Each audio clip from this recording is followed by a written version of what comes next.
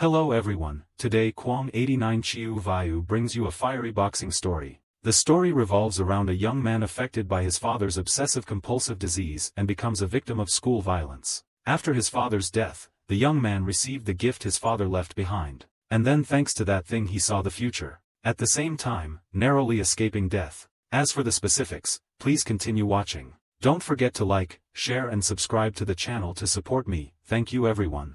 At the beginning of the story, this young man is Chan Seohu, our male protagonist. He is constantly crying in pain. Seohu trembled and touched the new virtual reality glasses box with a crowbar on the floor, sobbing and saying, "How could Dad die like that? I alone know how to live now." Seohu looked at the scene of his father hanging right in front of his eyes. He couldn't help but choked up and shouted two words, "Dad." Very soon after, Seohu's father's funeral was conducted. Because I don't have many relatives or friends, no one comes to burn incense. Only two policemen came to find Seohu to investigate his father's death. The police officer asked Seohu, before the victim Chan Seohan passed away, did he leave anything behind, such as his last words? Seohu buried his face in the pillow and choked up and said, "If he knew it would be like this, I wouldn't be like this."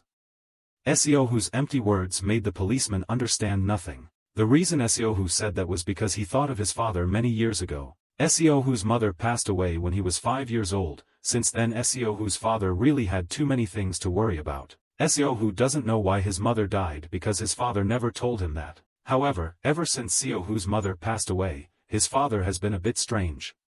At that time, he also muttered the same thing as Seohu, that if I had known it would turn out like this, I would. It wasn't like that. After Seohu's mother passed away, his father had to bear the burden of everything. And from that moment on, he became worried about everything, such as when he took Seohu to kindergarten. As soon as he walked out the door he wondered if Dad had turned off the stove. Because he was afraid he hadn't turned off the stove, he ran into the house to check again. After checking the kitchen, there are billions of other things that need to be checked, such as windows, water pipes, and so on. And every time they go out like that, it usually takes more than an hour because of Seohu's excessive worry. Seohu of course realized that, not only him but everyone around him said that his father had extremely serious obsessive-compulsive disorder. Seohu grew up with such a father, so he became a coward. He became a victim of school violence because he was shy and worried about everything like his father. Seohu is often cornered behind the school by a group of young men and insulted with countless words. They tell Seohu that "I haven't beaten you yet, you idiot, just raised my hand. But you're already scared, you're such a coward." Those guys jokingly said that it wasn't because he was the son of a crazy old man that's why his father was famous in this neighborhood, right? It seems like yesterday he also reported that the gas pipeline was leaking, so the fire department had to go to his house 3 times. It was really troublesome. Some individuals curled their mouths and mocked Seohu. "Your dad doesn't have a job. I see he's been unemployed for a long time. No company would dare hire someone like that, right? Everyone in this area hates it. Can't you just move away? Your mere existence is enough to make us feel disgusted." Seohu did not dare to refute a word. As soon as they came a little closer, he would stretch out his arms and prepare to defend. This action made the group even more happy. They burst out laughing and told me that "This bitch has done it again. He's so stupid that I can't beat him." Seohu just like that suffered all the insults at school. After school, Seohu returned to his father's old apartment. Because of long-term unemployment, his father just stayed at home all day and buried himself in the computer. He stared at the stock interface with red eyes, then kept saying that today the stock price has dropped again. If you invest in it, something big will happen. Today's horoscope tells about your luck. My money is not very good. I've put all 400,000 won in the bank here, and both Seohu's father's voice and his action of biting his nails showed tension and fear. At this moment, Seohu came home. Seeing his son, Seohu's father immediately asked Seohu, "Didn't you bring an umbrella?" Seohu bewilderedly said, "It wasn't raining, Dad." However, he continued to nag, saying that even if it didn't rain, he still had to bring it along. The weather forecast said there was a 40% chance of rain today. If I had known in advance, I would have prepared it for you early this morning. Seohu was fed up with seeing his father like that, so he angrily shouted, "I told you to stop." He was so angry that he had tears in his eyes and shouted at the landlady that she wanted to kick us out. She said she couldn't live with people like us. Seohu's father didn't react much. He calmly told him right away it would be like this. His dream last night was exactly the same. This made Seohu even more mad. He screamed for his father to please Why do you keep saying things like you know right away all day? Who knew in advance and still lived like that? Dad, do you still know that today is my birthday? Seo-hoo was stunned when he heard that. He was about to say something but Seo-hoo directly interrupted and left. Before leaving, Seo-hoo also told his father that the time he spent worrying about his children, he would rather use it to take care of his own life. Go. Because of you, I'm ashamed and don't want to live anymore. If you have eyes, please look at yourself in the mirror. Can't you show even a little bit of courage? Can't you live like a normal person? If I continue to live like this, I'd be better off dead. After saying this, Seo-hoo immediately slammed the door. Seo-hoo's father was stunned by his son's words. He remained silent for a long time. Then he actually looked at himself in the mirror. At that moment, Seo-hoo's father saw clearly how he had lived for so many years. Perhaps that was also the reason why he ended his life. The two police officers couldn't gather any information from Seo-hoo, so they proactively went to their father and son's apartment to search. They finally found Seo-hoo's father's will. If it's a will, it's actually more similar to a letter that Seo-hoo's father left for him. He wrote that if he had known it would be like this, he would have asked his son what he liked. But this will probably be the last gift. I don't know if it will satisfy you. In the end I still couldn't protect you. I'm sorry Seo-hoo. Dad and Mom in heaven will pray for Seo-hoo's happiness, pray for your success. I hope you walk on a path filled with flowers and have a bright future. Late that night, after reading his father's tearful letter, Seo-hoo returned to the old house on the top floor of the apartment building. Hearing footsteps, the landlady quickly opened the door and told Seo-hoo, if you can't pay the rent, quickly pack up and leave for me, you know you don't have any deposit left. But isn't that right? Without waiting for Seo-hoo to answer, she grimaced and turned back into the house and said, oh my god, someone just passed away in that room.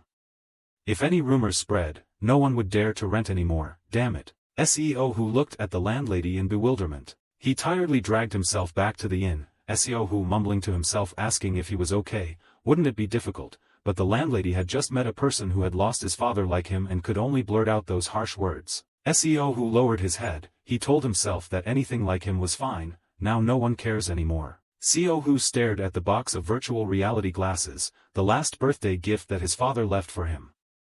Seo-hoo emotionally said that the only person who always takes care of him in this world is his father, right? Seo-hoo sat down on his knees and slowly opened the glass box. He choked up as he touched the gift and whispered a few words of thanks to his father. Seo-hoo's tears unconsciously flowed. He sobbed and said that if Dad gave me a gift, I should at least see you use it first. Why are you in such a hurry? Why did Dad leave like that? Seo-hoo cried while trying to put on the virtual reality glasses his dad gave him. But Seo-hoo just put on his glasses. Suddenly, a figure appeared before his eyes. That person is none other than Seo-hoo's father Chon Seo-han. As soon as he saw his father, Seo-hoo widened his eyes in surprise. He panicked and took off his glasses. Seo-hoo looked at the glasses in his hand in horror. He trembled and wondered what just happened. Suddenly the glasses made a mechanical sound, saying please use the device again. Seo-hoo was confused and didn't understand what the hell this was all about. Although it was a bit scary, Seo-hoo still wanted to take a closer look. He couldn't believe it was his father just now. However, this time, the figure displayed in front of Seo-hoo was still his father, and Seo-hoo's father seemed to be nothing more or less than a robot. He expressionlessly told the bank to ask permission to capture him.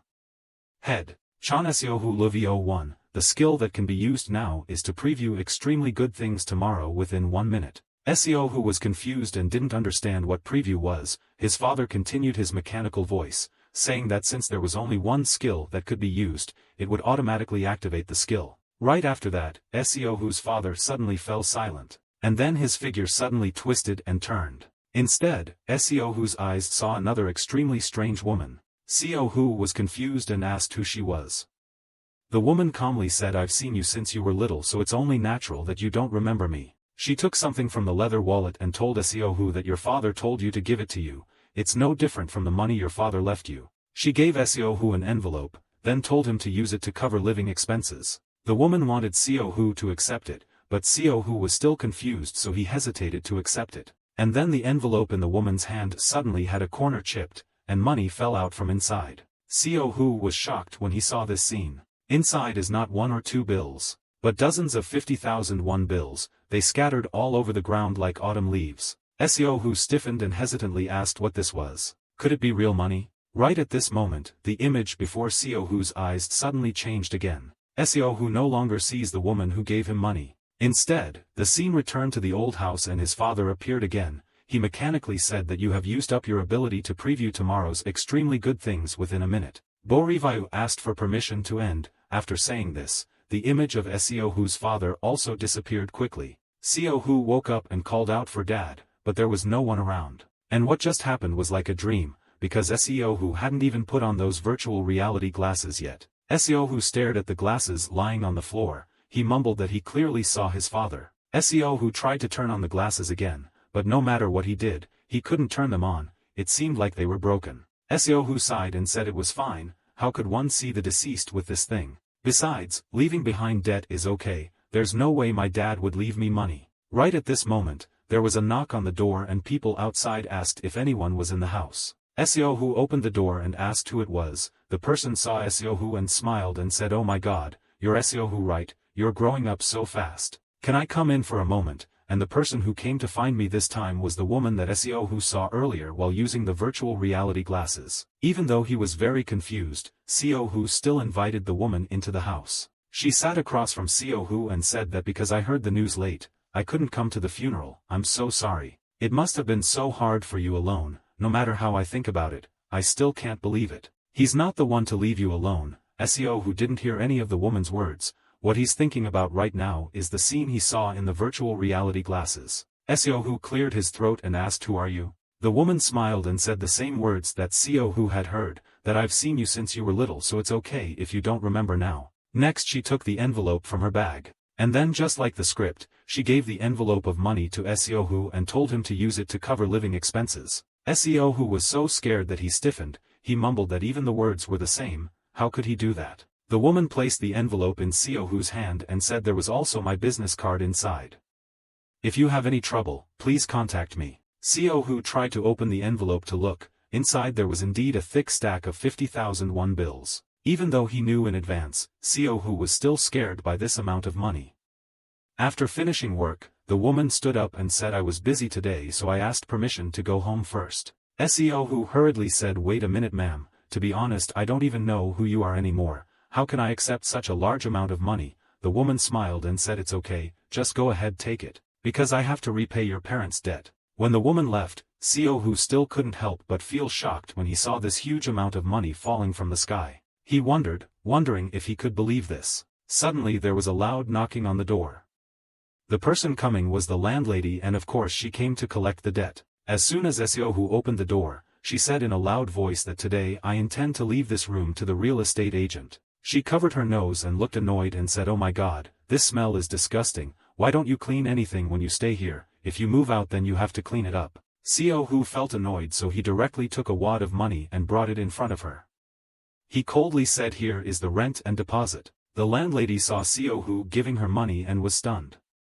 Seo-hoo frowned and asked her, "What's wrong? Is it still missing?" He angrily said that even if I have to move house, I will leave whenever I want. "I'm busy now, so can you come downstairs for me?" He already had money, so of course the landlady agreed to forgive him and not bother Seo-hoo anymore. Seo-hoo went into the house and counted the money just now. Even though he had already paid quite a bit of rent and deposit, there was still money left over. A lot of money. If he used it sparingly he would live a few more months. Seo-hoo took out the woman's business card and studied the information above. It turned out that the woman was a police officer in the investigation team at Seon Police Station. Her name was Sinda Spend. This information made Seo-hoo even more confused. He wondered how she knew his father.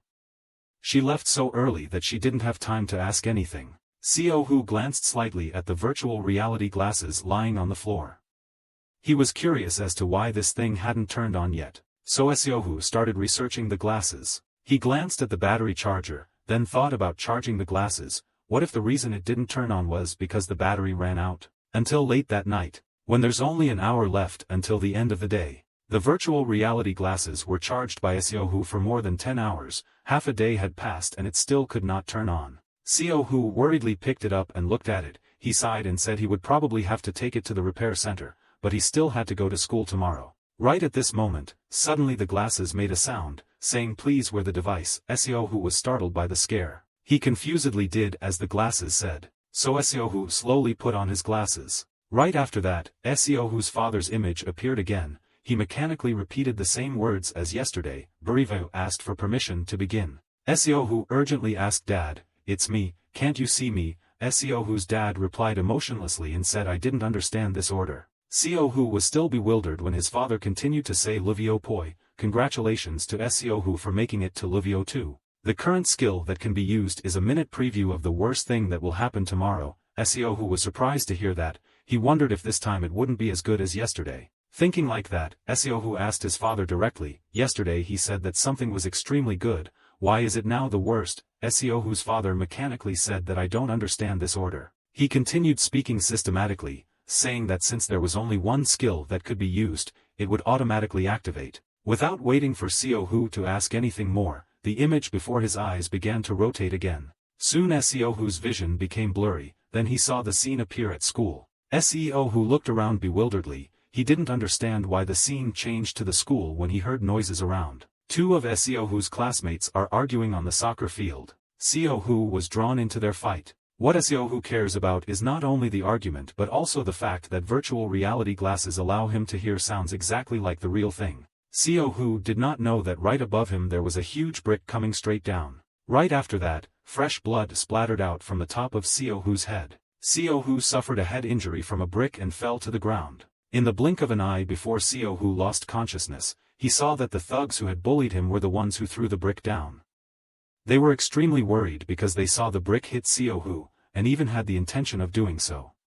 Intending to run away, leaving the injured Seohu lying there. Seohu's vision became hazy. Then he fell into a deep coma. The mechanical sound from the glasses resounds, saying that you have used up all your skills, please allow me to end. Seohu returned to reality again. He lazily rubbed his neck. He felt pain as if he was really hit. Seohu nervously looked closely at the virtual reality glasses. What exactly is this? The next morning, Seohu went to school as usual. He was called by the teacher to the teacher's room to talk. Mainly, the homeroom teacher wanted to comfort Seohu with a few words of comfort because of her father's sudden untimely death. He gave Seohu a few words, then allowed Seohu to leave the teacher's room. On the way to the cafeteria, Seohu passes by a soccer field. The scene of two friends arguing exactly like what Seohu saw yesterday appeared. Because it was so familiar, Seohu was stunned. He looked at this image bewildered and was sure that everything was exactly the same as the glasses had predicted. Seohu unconsciously looked up. He quickly jumped back. Right after that, a huge brick plummeted to the ground and shattered right in front of Seohu. Its falling position was exactly where Seohu had just stood, if not Seohu. If he had known in advance, he would have made a plan for his wife. The thugs above burst out laughing sarcastically at Seohu. They jokingly said he was scared. I heard your father died, congratulations. Seohu didn't care about them but just stared at the broken bricks. By this time, Seohu was sure that he could see the future through the virtual reality glasses that his father gave him. After school, Seohu hurried home. What happened this morning made him both excited and looking forward. Yet he can see tomorrow's events. Seohu pressed to open the virtual reality headset but no matter how many times he pressed it, it still wouldn't turn on. Seohu nervously said, why not? I already charged it since morning. Seohu looked at the clock and sighed. He decided to wait until night. Yesterday it was around 11 o'clock at night before he opened the window. Late that night. Sure enough, Seohu was able to turn on the virtual reality glasses again. Seohu's father appeared and the machine said Borivayu, asking for permission to start. Seohu quickly asked Dad, what is this? Seohu's father mechanically said that I didn't understand this order. Seohu finally stopped being curious anymore. He sighed and said okay, let's continue, Dad. Right after that, the mechanical sound announced Livio up. Congratulations to Chan Seohu for upgrading to Livio 3. Seohu was surprised and said he went up to Livio so fast, isn't it? He eagerly asked if he continued to increase Livio like that, could he use a better meter, like knowing lottery results in advance or something like that, or stock prices and virtual currencies? Again. However, Seohu's father still said that I couldn't understand this order. Seohu was a bit disappointed but he quickly put his worries behind his head. Seohu asked his father what Livio Ba's touch Kyu was. Seohu's father replied that he could use it in present is to foresee something extremely bad happening tomorrow within 5 minutes. Seohu was a bit surprised. The time had increased from 1 minute to 5 minutes. Seohu told the machine to show me first. Immediately after that, the image before my eyes rotated, the multidimensional space seemed to be upside down. In the blink of an eye, Seo found himself appearing in the classroom and surrounded by a group of 3 individuals. Not understanding the situation, they told Seo, "You bastard, what are you talking about now?" "Huh, he said he knew we would do this today." The fat guy Choi Sung-don approached and jokingly asked Seo, "So do you know this?" Right after that, he suddenly punched Seo in the middle of her stomach. Seeing Seo collapse in pain, everyone burst out laughing and said, "It seems like you don't know, huh?" However, Seo didn't stand up for a long time. At this point, the individuals panicked. What were they saying nervously? Is this guy really not breathing? But Seo then actually died. Seo panicked when he saw this scene. What did he say out of breath? "Tomorrow I will be beaten to death." Seo's father mechanically said that starting from Level 3 onwards, you will be able to use 5 times of practice touch Q. Seo asked in surprise, "What is that?" Seo's dad said you can practice previewing 5 times, holding the controller with both hands. Seo did as his father said. He went to the glass box and took out the controller inside. Just then, Seo's father's dummy announced that the first practice session was allowed to begin. The space shifted again. Seo returned to the previous scene of being surrounded by bullies. Because he knew he was about to be punched, Seo was extremely nervous. Sure enough, right after that, the fat Choi Sung-don swung his fist. Seo panicked and threw his hand away and screamed for help. The fat guy Choi Sung-don clearly couldn't believe that Seo would protest. His expression was clearly confused. His accomplices saw this and burst out laughing, asking Choi Sung-don who he was. "What are you doing, you idiot? Have you lost to Chan Seo?" Choi Sung-don was angered. He glared angrily at Seo. "You dare block me? If you block me again, let's see." Another fist from the fat guy swung at Seo's face. Not only did he punch him, but because he was humiliated, the fat guy Choi Sung-don acted even more cruelly. He repeatedly kicked Seo's back of the head hard and then gritted his teeth and told you to continue blocking this bitch. In the final bone-crunching kick, Seo was directly beaten to death. Because Seo died, the space shifted again. The virtual reality glasses informed that Seo had 4 more training sessions. Seo was now huddled on the floor groaning. He mumbled that it hurt. "Damn, even though it's practice, it doesn't have to hurt like that, right?" Having said that, Seo quickly stood up. He took a deep breath and said if there was no pain and no force, there was no way he could practice properly. "Let's start again." Just like that, all late that night, Seo's old house on the top floor kept the lights on. Occasionally a few painful screams could be heard. Soon the next morning arrived. Seo went to school as usual with a nervous mind. Seo knew he would have trouble with those people in the near future. Sure enough, right after that, a group of 3 bullies entered the classroom. They looked at Seo in the corner of the classroom and sighed briefly, saying that lunch break was so boring. Every time they were bored, they went to find Chan Seo. "If you play, it's up to standard." Fat guy Choi Sung-don raised his hand to hit Seo. Normally Seo would immediately retreat in fear, but this time he not only did not retreat but also stared at the fat Choi Sung-don. He was surprised and said, "What is this? Isn't this kid afraid? Can't you see I'm about to hit you?"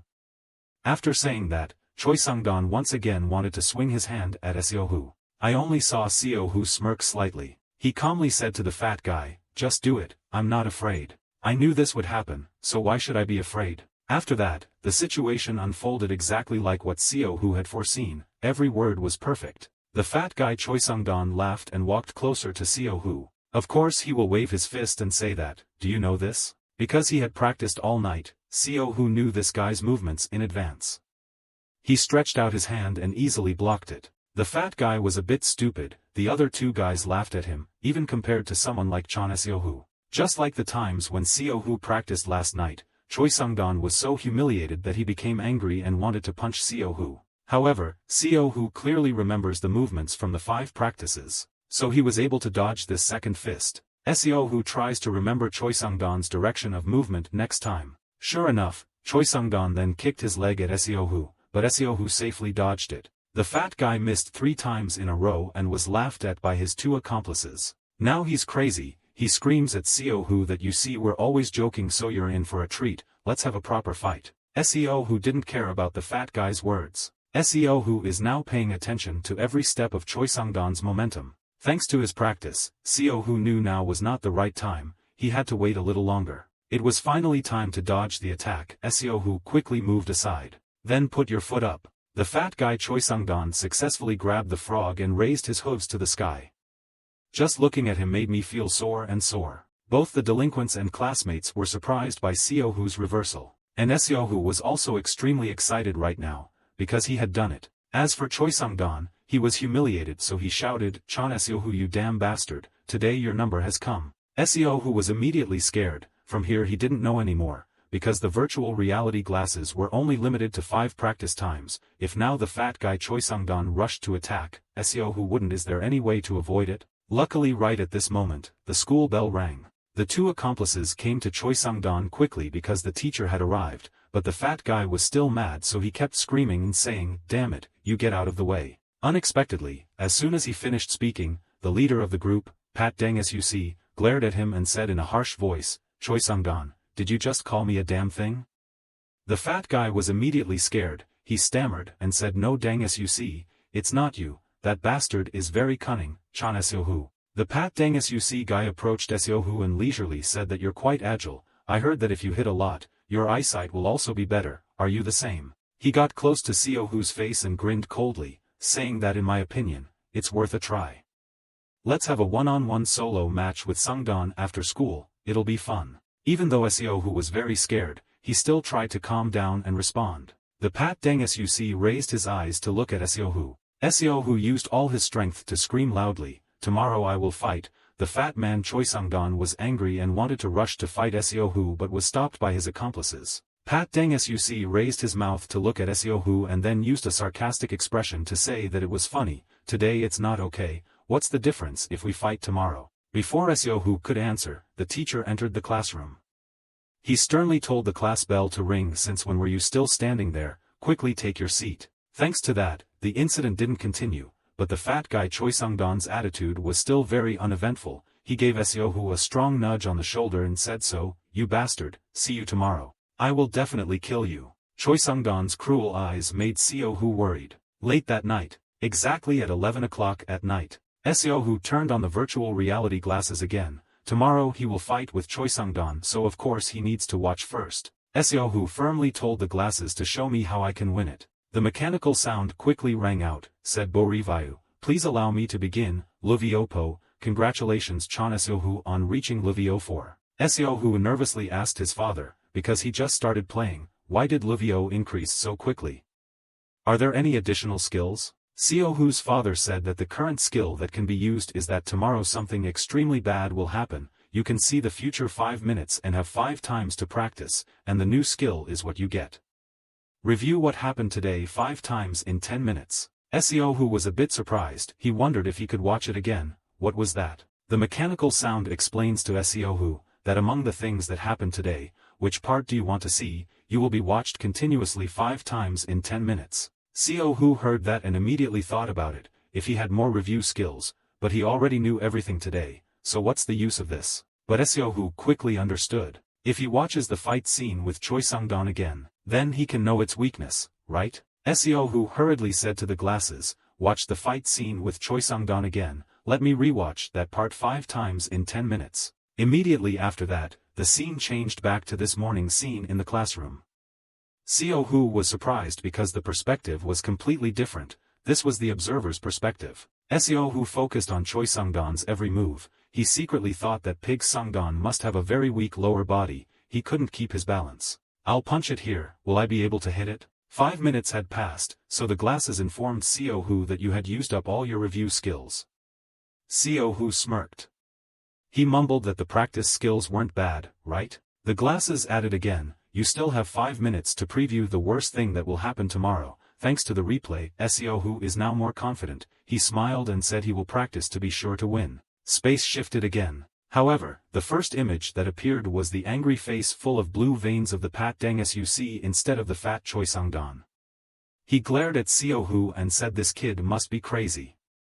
Really, right? How dare you hit me?" Seohoo was confused and didn't understand what this was all about. Right then, Pat Dang Suc's terrible fist landed on Seohoo's face. He screamed that Seohoo was this damn brat, and of course Seohoo took the punch without missing an inch. With just one punch, Seohoo died, so he escaped the vision and returned to reality. Even though it was just practice, Seo-hoo was in so much pain that he screamed loudly. Seo-hoo quickly threw away his glasses. He looked at the glass in horror and muttered, "What is this? What happened? The worst thing that will happen tomorrow is if I fight with the Pat Dangus you see. That can't be possible. If it was Choi Sung-don it would be possible, but Pat Dangus you see is the best fighter among the first-year students. I was crazy to rush in and hit that guy." The glass on the floor kept making sound saying please use the device again. Seo-hoo looked at the glasses silently for a long time. After that, he decided to continue wearing glasses. He had 5 more times to practice. After all, it was better to practice first. Thinking like that, Seo-hoo regained courage to practice for the worst-case scenario tomorrow. After a period of 10 minutes, the glasses edge has ended. Seo-hoo hastily said to wait a moment, just one more time. Of course the glasses won't give Seo-hoo any more practice opportunities. Seo-hoo's whole body was sweating. He took a deep breath and said that if he fought with that guy tomorrow, I'm afraid I wouldn't be able to stand it for 2 minutes. I will be beaten to death. So at dawn, Seo-hoo decided to call the teacher to ask for a day off from school. Seo-hoo smiled and said okay, just don't go to school, then no one will come to cause trouble today. I stayed up all night worrying about this nonsense so now I'm so sleepy. Sleep first, then Seo-hoo took a long nap. Until there was a loud knock on the door. Seo-hoo just woke up. Outside was the sound of those bully thugs. They kept shouting, "Chan Seo-hoo, what are you doing? Do you think just by not going to school you can avoid us? We all know you live here, right? I told you yesterday, you were afraid of being beaten by us so you promised to beat us today. Aren't you a scammer?" Seo-hoo panicked and didn't know what to do. First, he had to call the police. However, as soon as Seo-hoo turned on the phone, he discovered that the phone was out of battery. Seo-hoo frantically looked for the charger. Right at this moment, the Pat Dangus Yusi's voice rang out. He pressed close to Seo-hoo's window frame and told Seo-hoo, "Aren't you inside? I heard the sound, right? If you're not at home, we'll break down the door and carry all the things in the house." As soon as he finished speaking, the other guys' voices rang out, saying there's nothing in this guy's house for us to carry. Seo-hoo knew clearly that these villains would really do that. He unconsciously looked at the virtual reality glasses on the floor. Seo-hoo thought to himself that this absolutely must not be taken away. Seo-hoo finally decided to go out and confront him head-on. Seeing Seo-hoo, the fat guy Choi Sung-don sarcastically asked, "Why did you come out? Why don't you continue to hide?" Seo-hoo blandly asked where we were going to fight. The fat guy Choi Sung-don glared at Seo-hoo. People say that the mind is not wrong. Looking at him from top to bottom, there was not a single thing that was pleasing to the eye. Then they took Seo-hoo to an empty construction site, where entry was prohibited. They all pulled up behind an abandoned warehouse in this place. The fat Choi Sung-don shook his fat neck and jokingly said that our Seo-hoo is so pitiful today. What should we do? I will make you regret your whole life for daring to cause trouble with me. Seo-hoo coldly told him to stop talking and rush in. This attitude of Seo-hoo made the fat Choi Sung-don angry. He shouted at this brat and swung his fist. However, Seo-hoo has clearly grasped his weaknesses. Seo-hoo stepped back, waited until Choi Sung-don lost his momentum, then he swung another fist straight at the fat man's face. Choi Sung-don of course never thought that Seo-hoo could fight him. The accomplice behind him scowled and said loudly, "Hey Choi Sung-don, what's been wrong with you since yesterday?" The humiliated fat guy Choi Sung-don rushed forward again. As for Seo-hoo, he had already seen the fight scene yesterday and had even rewatched it many times. So fighting with this bastard Choi Sung-don,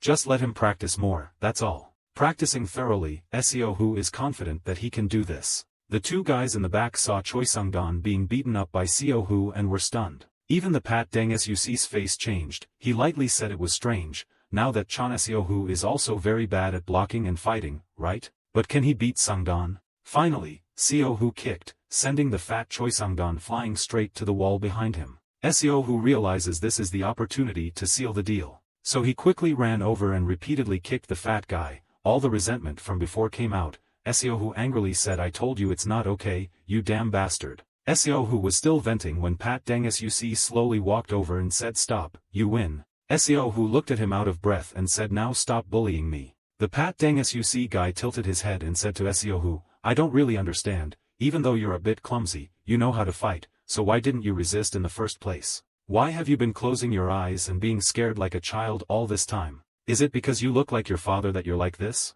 Suddenly awakened powers, or something like that? If not that, then what is it? Because your father died so you revived it." Their expressions were extremely joking when talking about this. But the Pat Deng Suc didn't even know where to stop. He smirked and said to Siohu that it was rumored that you saw your father die with your own eyes, right? How did he die? How did you feel when you saw your father die? Siohu couldn't control himself when he heard them joking about his father's death. He got angry and slammed his fist into Pat Deng Suc's face and shouted to stop saying things like that. This fist of Siohu made the Pat Deng Suc unbelievable, but Siohu also knew the bad omen had come. Sure enough, the situation he saw yesterday appeared. The Pat Deng Suc looked at Siohu with red eyes and said, "Chan Siohu, is this kid really crazy? Did you just hit me?" Siohu saw Pat Deng Suc's face full of blue veins and tensed up inside. The worst thing that happened today was the fight with Pat Deng Suc. What has to happen has finally happened. The Pat Deng Suc then frantically punched Siohu. He said as he hit you, "You damn brat, get up." Siohu was beaten so much that he couldn't sit up, and the Pat Deng Suc guy looked at Siohu with red eyes. He angrily shouted and said, "Today I will help you reunite with your father." Siohu trembled and sat up. Last night he had practiced 5 times, so he knew that no matter how he attacked, he would be defeated within 2 minutes. Siohu secretly grabbed a handful of sand and held it in his hand. "Wait until the Pat Deng Suc approaches." Siohu immediately threw all the sand in his face. The Pat Deng Suc's eyes were hurt by the sand. He screamed in pain. Taking that opportunity, Siohu immediately had no choice but to run away for his life. There was only one thing he hadn't tried during training, which was to resist by throwing sand like this. First, he had to run away. Get out of here. Because his eyes were full of sand, the Pat Deng Suc couldn't chase. The remaining one of the 3 immediately chased after Siohu. It's getting late in the afternoon. Siohu was still running with all his might. The thug behind him was still chasing non-stop. He kept screaming that you dare to throw sand in someone else's eyes, this unlucky bastard. The distance between the two is getting closer day by day. Siohu looked like he was exhausted, because he used too much strength when fighting with the fat guy Choi Sung-dan, so now his legs were gradually unable to run anymore. Siohu kept running without knowing where to stop. Right in front of him was the main road. Siohu still absent-mindedly rushed out. Wait until he regains consciousness. Then found himself facing a car speeding towards him. Fortunately, the driver inside was able to brake in time.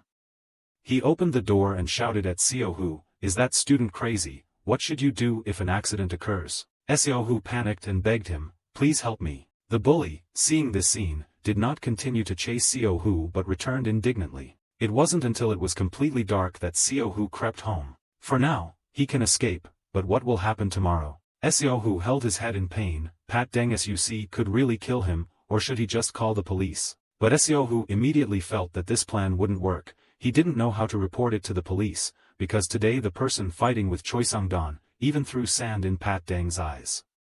Animal is him. Siohu suddenly wondered if they were blocking my door right now. Siohu turned back and walked out into the street. Now if he met their eyes, he would only have water to cover his mat. Suddenly Siohu felt something in his pocket. That was the business card from the other day of the woman named Sindachi. After contacting Sindachi, Siohu went to her house. Both of them went to the rooftop and talked. Siohu told her about being bullied and the names of the 3 assholes.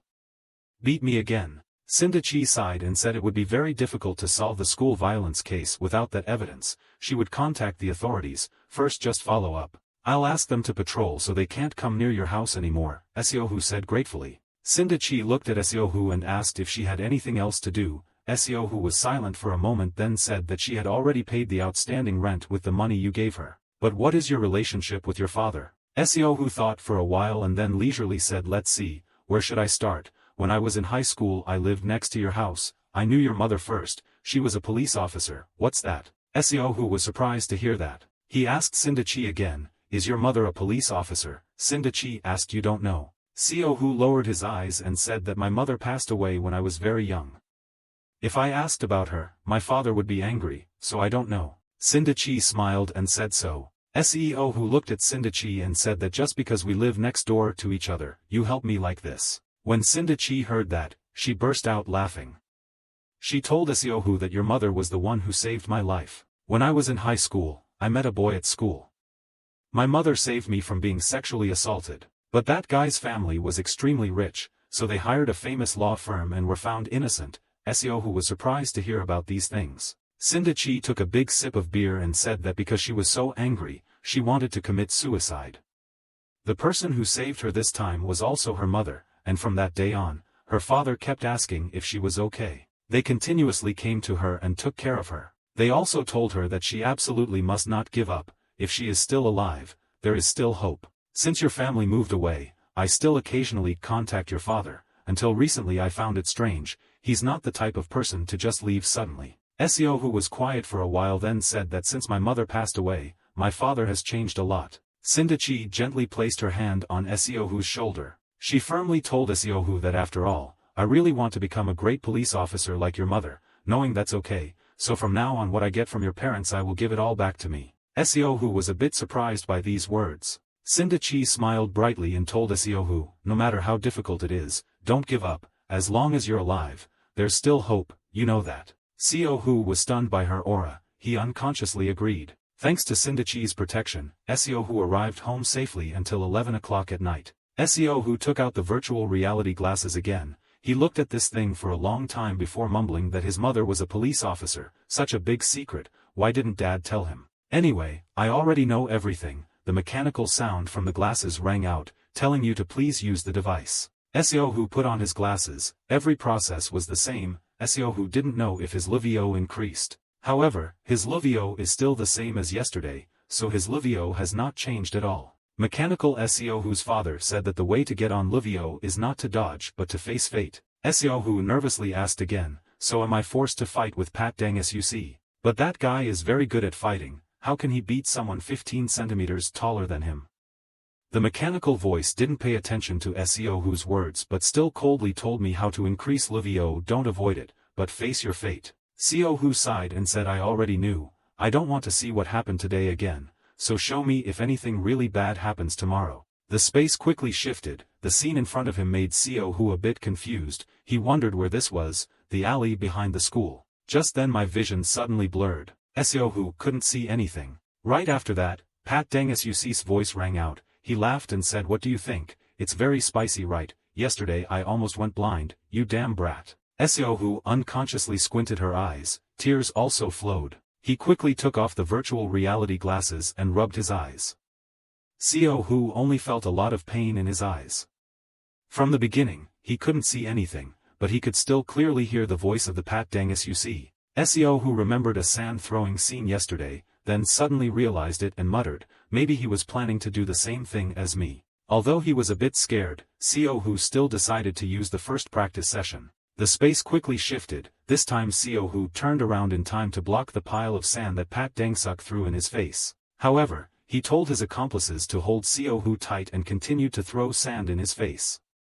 Even though Seohu was just practicing, he still felt pain. All that night, screams of pain continuously echoed from Seohu's old house on the rooftop. After 5 times of practicing, Seohu was exhausted, he lay down on the floor and panted. Seohu realized that no matter what, he would be held tightly in Pat Dang, the animals will throw sand into his eyes. Seohu sadly looked at the ceiling, did he have to face this? The next morning, Seohu went to school and was dragged away by 3 delinquent bastards. They forced Seohu to the alley behind the school. The fat guy Choi Sungdon angrily gritted his teeth and said that he did that to Dang Suc yesterday and still dares to go to school. The Pat Dang Suc suddenly bent down and grabbed a handful of sand. Then he threw it all in Seohu's face. Seohu reflexively raised her hands to cover her eyes while practicing. The Pat Dang Suc smiled, he stared at Seohu and said, why don't you cover it up, guys, keep it up.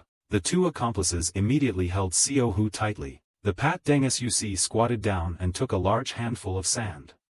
He looked at Seohu and calmly said that yesterday, thanks to you, I almost went blind. Right after that, Pat Dang Suc grabbed Seohu by the hair. He gritted his teeth and said Seohu, you opened your eyes so damned. After a fierce mental struggle, Seohu decided to open his eyes wide and face his fate as the glasses said. Right at the moment when Pat Dang Suc threw the sand, Seohu used all his strength to scream. At the decisive moment, Seohu pulled out his hand and blocked the pile of sand. Even Seohu didn't think he could do that. The accomplice was surprised and said he had clearly caught it with both hands. How did you escape? Seohu looked at his hand in surprise. Last night during the final training session, even if he used all his strength, he couldn't pull his hand out. Seohu clenched his hands, it seemed his strength had increased compared to now. The Pat Dang Suc angrily told you bastards that he couldn't keep it up alone, so you two should get out of the way. The Pat Dang Suc raised his hand again, he gritted his teeth and said to Seohu that really, you're surprising me more and more these days, you bastard.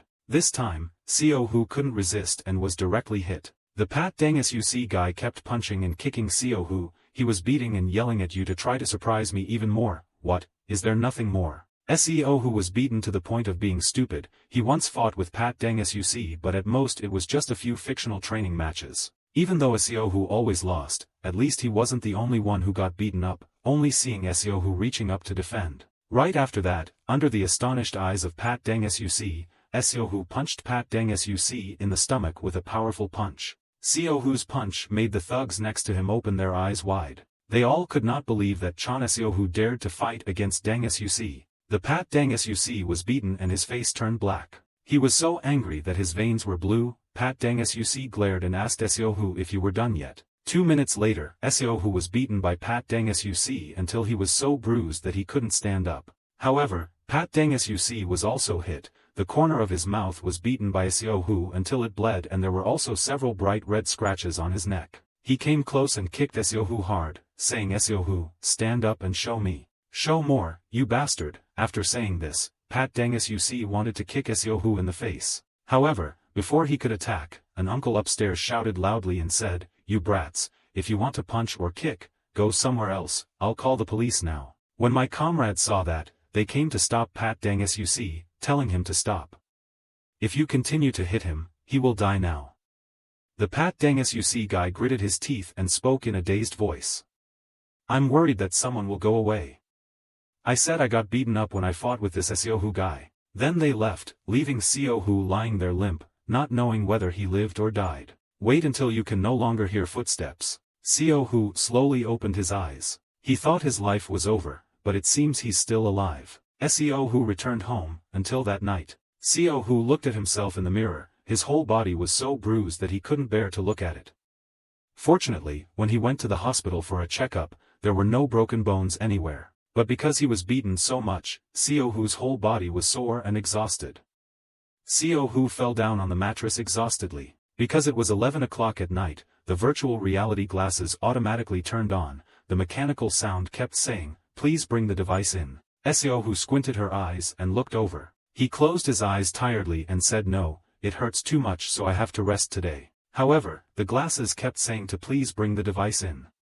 Even though Seohu wanted to ignore it, he couldn't. He angrily put on his glasses and grumbled that he had to rest for a while. He couldn't practice with his body like that. The space was moving very quickly. As usual, Seohu's father appeared. He told Chon Seohu to level up. Congratulations to Chon Seohu for reaching level 5. Seohu sighed and said I understand that leveling up is good but this is too much. The mechanical sound rang again, announcing that Chon Seohu had gained a new skill. Preview the worst thing that will happen tomorrow for 10 minutes and practice 10 times. Review it 10 times in 1 hour at a time. What happened today? Seohu was surprised to hear that. The preview time was still the same, but why did the preview time increase so much? Seohu suddenly realized something. He crossed his arms and said wait, something is not quite right. If I watch it 10 minutes in advance and practice 10 times, will it take 100 minutes? And if you watch it for an hour and 10 times like that, it's 10 hours, right? Seohu's father mechanically said yes, you can use this skill. Seohu was a bit annoyed. He angrily said he was really speechless. If he kept watching for such a long time it would almost be 12 hours. It's 11 o'clock at night. If I watch all of this, it'll be tomorrow already. But Seohu's father told him that while he was using preview, real time would not pass. Seohu asked in surprise, what did you say? The mechanical sound continued repeating, telling him that while he used preview, real time would not pass. Seohu didn't seem to believe it, so he took off his glasses and looked at the clock. Sure enough, the time was still showing as it was 11 o'clock. Not a minute had passed since he put on his glasses. Seohu thoughtfully analyzed. He mumbled that looking back, when he was still at level 4, if he used all the skills, it would have taken an hour, but if he started now at 11 o'clock at night, it would be over. It's still 11 o'clock at night, right? Seohu suddenly thought of something, so he put on his glasses again. Then tell Dad I can rewatch an hour 10 times, right? The mechanical sound rings, telling you can choose the part you want. Seohu smiled and said then please repeat the part one dreamed about at dawn this morning 10 times in an hour. Right after receiving the command from Siohu, the mirror's skill was activated. Hentai. The space quickly shifted. The scene that Siohu wanted to see again was the scene of himself sleeping soundly under a peach branch at home. Siohu happily said, let's repeat it 10 times an hour here. Just like that, Siohu took advantage of the review. To sleep and sleep, continuously repeating sleep to allow the body to recover. Siohu slept until he used up all his review skills. Siohu had had enough sleep, so he took off his virtual reality glasses. Then he took off his shirt and examined his body again. Siohu looked at himself in the mirror and couldn't hold back his surprise. Compared to before, his body was less painful, and suddenly became clearly better. Siohu put on the control gloves and mumbled as he put them on, saying that while I was using this, even if the time in this world stopped, the time in my body would still pass. Is it possible to recover quickly in relative time? Siohu continued to put on the virtual reality glasses. Now he will use the current usable skill to preview 10 minutes of bad things that will happen tomorrow, and then practice 10 times. Because his body was getting better, he was extremely excited to see how bad it was. The space shifted again. Siohu was taken to a room. This was his classroom. Suddenly Siohu heard the voice of the fat guy Choi Sung-dan. He said, Chon Siohu, this crazy guy. Did you just throw a kick at Dang Suc? His expression along with the classmates in the class looked at Siohu clearly in horror. Siohu bewilderedly pointed at himself and said, what did you say? Did I hit him first? Siohu took off his glasses in panic. He cried out in panic, this is really impossible. Today I'm lucky to be alive. Even if I die I won't fight Dang Suc. As soon as Siohu said this, he suddenly fell silent. He looked at the virtual reality glasses in his hand, then asked himself what he was doing now. I said I would die with my dad, but now I'm afraid of death. Siohu remembered the last words he said to his father when he was still alive, that if he continued to live like this he would rather die. Siohu was moved to tears. He choked up and said he couldn't live like that, because saying those words to his father made him die. Siohu decided to put on his glasses and face such scenes again. He was determined to tell a coward and scared person, how can I live like that? Please show me again. The next morning, at Siohu's school, it was 9 o'clock in the morning, which was break time for students. A group of 3 thugs bullying their classmates sat together. They laughed and said that Chon Siohu probably wouldn't be able to go to school today. He dared to fight back like that, dang, yesterday. Surely he should have gone to the hospital. Pat Dang Suc laughed and said that a child like him without a father or mother would sue. What could he do alone? The fat Choi Sung-dan guy ate and said quietly, but it suddenly became a lot different. Aren't you afraid that it will do something crazy? Just a few days ago, even a single gesture from us scared it. The guy with the crew cut burst out laughing. He sarcastically said, Choi Sung-dan said to this bastard, were you afraid of losing to that Siohu last time? The fat guy Choi Sung-dan angrily said, dumbfounded, when it's because I was careless that it happened like that. If you let me catch you again, you must win at all costs. After the fat guy Choi Sung-dan finished speaking, Siohu came out of nowhere and kicked the Pat Dang Suc guy straight in the face. The scene that just happened made everyone scared. Not just 3 thugs, but everyone in the class looked at Siohu with wide eyes. The Pat Dang Suc was so angry that he burst out laughing. He had blue veins on his neck. He slowly took off his coat and glared at Siohu, asking, are you crazy? Do you believe you will win? Siohu smirked and said, we'd see, even though that was impossible. I'm ready to die today. The Pat Dang Suc burst out laughing. He put his hands in his pockets and asked Siohu, are you ready to die? This son of a bitch. Pat Dang Suc raised his hand and wanted to beat Siohu to death. Thanks to his practice, Siohu continuously avoided Pat Dang Suc's fatal punches. He missed a few punches and then got mad. Pat Dang Suc gritted his teeth and screamed, you're as good at hiding as those mice, aren't you? Last night Siohu practiced dodging for the 5th time. But he also knew that he could not win against Pat Dang Suc just by dodging the attack. Even if he fought right here, he would still lose. The physical aspect is too different. Whether fighting from far or close, he will still lose miserably. In the end, Siohu was hit by a heavy punch from the Pat Dang Suc. Even so, Siohu still holds on. The Pat Dang Suc looked at Siohu with red eyes. He said in a loud voice, where are you staring at, you bastard? Siohu suddenly turned and ran out of the classroom. Siohu used all his strength to give up fasting. Of course, the Pat Dang Suc guy won't let Siohu escape easily. Siohu couldn't get caught here. He ran upstairs to the emergency stairs. When running to the 5th floor, the Pat Dang Suc burst out laughing and said, this is the 5th floor. The door on the rooftop is closed. Where else are you planning to run? Suddenly Siohu stopped running and braked. Hurry and turn around. He used the momentum to kick the Pat Dang Suc straight in the face. Thanks to the stair railing, the Pat Dang Suc was able to hold on. He rushed forward furiously, wanting to punch Seo Hu. However, his fist was not long enough to land on Seo Hu's face. Seo Hu took this opportunity to kick him again. The Pat Dang Suc was kicked by Seo Hu and sent him flying down the stairs. Two accomplices came to witness this scene, their eyes widening. Seo Hu stood above staring at the Pat Dang Suc. He discovered this step during practice yesterday. Because this is the 5th floor right below the rooftop, no one comes down from above. Pat Dang Suc must reach up here before he can't kick his legs. Pat Dang Suc's legs are longer than his arms, so only Seo Hu needs to maintain this correct position. Then the siege above the wall would have an unconditional advantage for Seo Hu. The guy with the crew cut and the fat guy Choi Sung-dan shouted at Seo Hu, "What kind of vile trick are you planning on this kid? If you've done it first, then come down here and fight." Seo Hu replied blandly, saying that I had fought with my life. There was no such thing as being cowardly. If I was here, you wouldn't be able to win against me, Pat Dang Suc.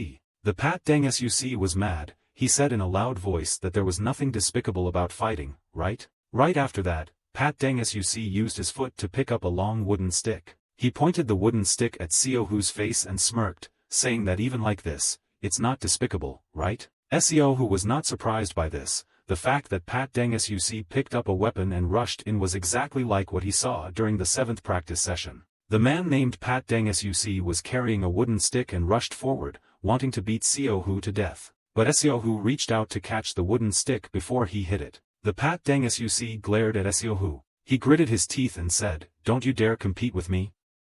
Immediately after that, the two sides were at each other's throats. This was also the opportunity that Seo Hu saw during the 8th practice session. Is that as soon as Pat Dang Suc uses force, Seo Hu lets go, this will cause the balance to be broken, and the Pat Dang Suc will fall. At this very moment, Seo Hu will swing a fatal kick, directly causing the Pat Dang Suc to be unable to strike again. When two accomplices saw this scene, they were frightened. And Seo Hu is still taking advantage of it and hitting Pat Dang Suc in the face. Other students also went to the hallway landing to catch a glimpse. When they saw Dang Suc being beaten by Chan Seo Hu, they were even more surprised. Seo Hu is still frantically hitting Pat Dang Suc. He gritted his teeth and held Seo Hu's hand tightly and asked if you were done fighting. Pat Dang Suc sat up and pushed Seo Hu away. Seo Hu had seen this scene before. He knew that the problem would start from here. Until the last practice session from last night, he still couldn't find a way to beat Pat Dang Suc. Seo Hu trembled and clenched his fists. His attacks were too weak. His physical strength had also decreased. Everything he had prepared from that preview of the future to this was all. The Pat Dang Suc guy said with red eyes to Seo Hu, "Looking at your current appearance, I already have some plans in mind, but don't you have any more tricks left?" The Pat Dang Suc swung a punch straight at Seo Hu's face. Seo Hu was thrown into the stairwell. The Colts Nothing Man slowly approached. He curled his mouth and said, "It seems like there's nothing left. Now you've stopped running away, right?" He bowed his head and looked into empty space. Just when the Pat Dang Suc wanted to strike again. Then suddenly Seo Hu took the stick and stood up tremblingly. The Pat Dang Suc laughed and said, "You think if you pick up that thing you can somehow test your strength with me?" Seo Hu actually swung the wooden stick in his hand. However, what he used all his strength to smash was not the Pat Dang Suc but the 5th floor window glass. This action of Seo Hu made the Pat Dang Suc's eyes widen. Even those who stood by, from his accomplices to the students surrounding him, they were all terrified. The fat guy Choi Sung-dan was shocked and said, "Is that bastard really crazy?" Seo Hu slowly climbed up the broken window. He coldly asked Pat Dang Suc, "What's wrong? You told me to die. If you just come and touch me lightly, I can fall down and die right here." "You said kill me," Pat Dang Suc burst out laughing. He said, "You bastard, you have nothing else to do so you're acting like this, right?" Seo Hu just smirked and asked Pat Dang Suc, "Are you scared?" The Pat Dang Suc guy was so mad, he came forward and said, "Okay, I'll push you, you son of a bitch." Just as Pat Dang Suc's hand was about to reach Seo Hu's lower leg, before even touching, Seo Hu directly let go. Pat Dang Suc was immediately frightened, because Seo Hu actually let his body freely fall from the 5th floor. The Pat Dang Suc screamed in panic at this psycho. He quickly grabbed Seo Hu's legs. Pat Dang Suc turned around and yelled at his accomplices, "What are you guys doing? Come here quickly and pull him out." Thanks to the strength of many people, Pat Dang Suc was finally able to pull Seo Hu back inside. He shouted angrily. He really wanted to fall with him, are you crazy for not fighting back? Pat Dang Suc trembled and said to this son of a bitch, who do you want to turn into a murderer? Seo Hu's cold voice rang out. He said to Pat Dang Suc that you asked me how I feel. How was it when you saw your father die? It feels like death. Is there any worse feeling in the world than that? It's so bad that I want to die but I can't have the courage to do that. Seo Hu loosened his grip while picking up a sharp piece of broken glass. Seo Hu stood up, fresh blood flowed from being cut on a piece of glass. He told Pat Dang Suc that you should help me die. You were the one who told me to die. Seo Hu's appearance made the Pat Dang Suc a bit scared. He stepped back and told Seo Hu not to come closer. Seo Hu pointed the sharp tip of the piece of glass at Seo Hu. He coldly said it was okay, you just need to stab with this. This action of Seo Hu scared the Pat Dang Suc. Seo Hu curled his mouth and glared at Pat Dang Suc. Can't you kill me, then I'll kill you. Seo Hu tightened his grip on the glass until it bled. He rushed forward and waved the piece of glass hard at Pat Dang Suc, but he dodged it. The Pat Dang Suc then swung his fist at Seo Hu's face. Seo Hu was beaten and lay flat on the floor. However, he looked like he was fearless as he sat up and said to the Pat Dang Suc, with just his fists he can't die. Seo Hu held up the bloody piece of glass in his hand and told the Pat Dang Suc that I told you to use this. Pat Dang Suc didn't expect to meet a reckless guy. He cursed loudly and then ran away. A few accomplices also hurriedly ran after Pat Dang Suc. Waiting until they were gone, Seo Hu sighed and dropped the piece of glass in his hand to the ground. He absent-mindedly sat against the wall, mumbling that he was determined to die, but he was able to live. An hour later, a group of 3 thugs came to the alley behind the school to discuss. They couldn't believe what was wrong with this Seo Hu guy. The fat guy Choi Sung-don worriedly asked what the kid said. He told the teacher that he had a fight with Dang, already done. The guy with the crew cut told the other students that he had told the teacher that Seo Hu had broken the door and hurt himself because he had touched the plaster after his father's death. He said Seo Hu was also one of the teacher's subjects of concern, so the teacher just closed his eyes and let it go this time. The fat guy Choi Sung-don coldly snorted and said it was probably because this bastard was scared. We're taking revenge so we don't dare say anything to the teacher, right? The Pat Dang Suc angrily shouted at these idiots. Didn't you see that Seo Hu turned around and attacked me? Is there anyone who is afraid of retaliation and looks like that? The other 2 guys shyly asked, what could it be, or should we just not touch it in the future? The Pat Dang Suc shouted angrily. Everyone in this school saw that I was fighting with Seo Hu and then ran away, so why are you telling me to leave him alone? He put a half-smoked cigarette under his feet and shouted loudly, saying that because I was too embarrassed, that beggar couldn't let him go to school so dignified. The other 2 guys were confused and asked, what are you going to do, or should we bring him here and beat him? The Pat Dang Suc coldly snorted and said that no matter how much he kicked or beat him, those things won't work on him. Where are the guys who want to die? He smirked and said to his accomplices, let him go to jail. It's been a long day, it's finally night. Exactly at 11 o'clock at night, Seo Hu opened the virtual reality glasses again. Before that he also treated himself for the wounds from this morning's battle. Seo Hu asked dejectedly at the glasses, why can't I get on the Livio? Something big happened today, isn't that enough? Seo Hu looked at his hand covered in wounds and sighed and said he would first use the time to review to make his hand less painful. Seo Hu wonders if something really bad will happen tomorrow. Go through a 10-minute preview period. Seo Hu exclaimed in horror, what is this? Will something like this really happen? Tomorrow I'll be taken to the police station. The next day, wait until school is over. When the school bell rings, the students in the class also left one after another. Suddenly the fat guy Choi Sung-don came to Seo Hu's place and asked if you had any free time today. I heard about you fighting with Dang Suc because you hurt yourself, right?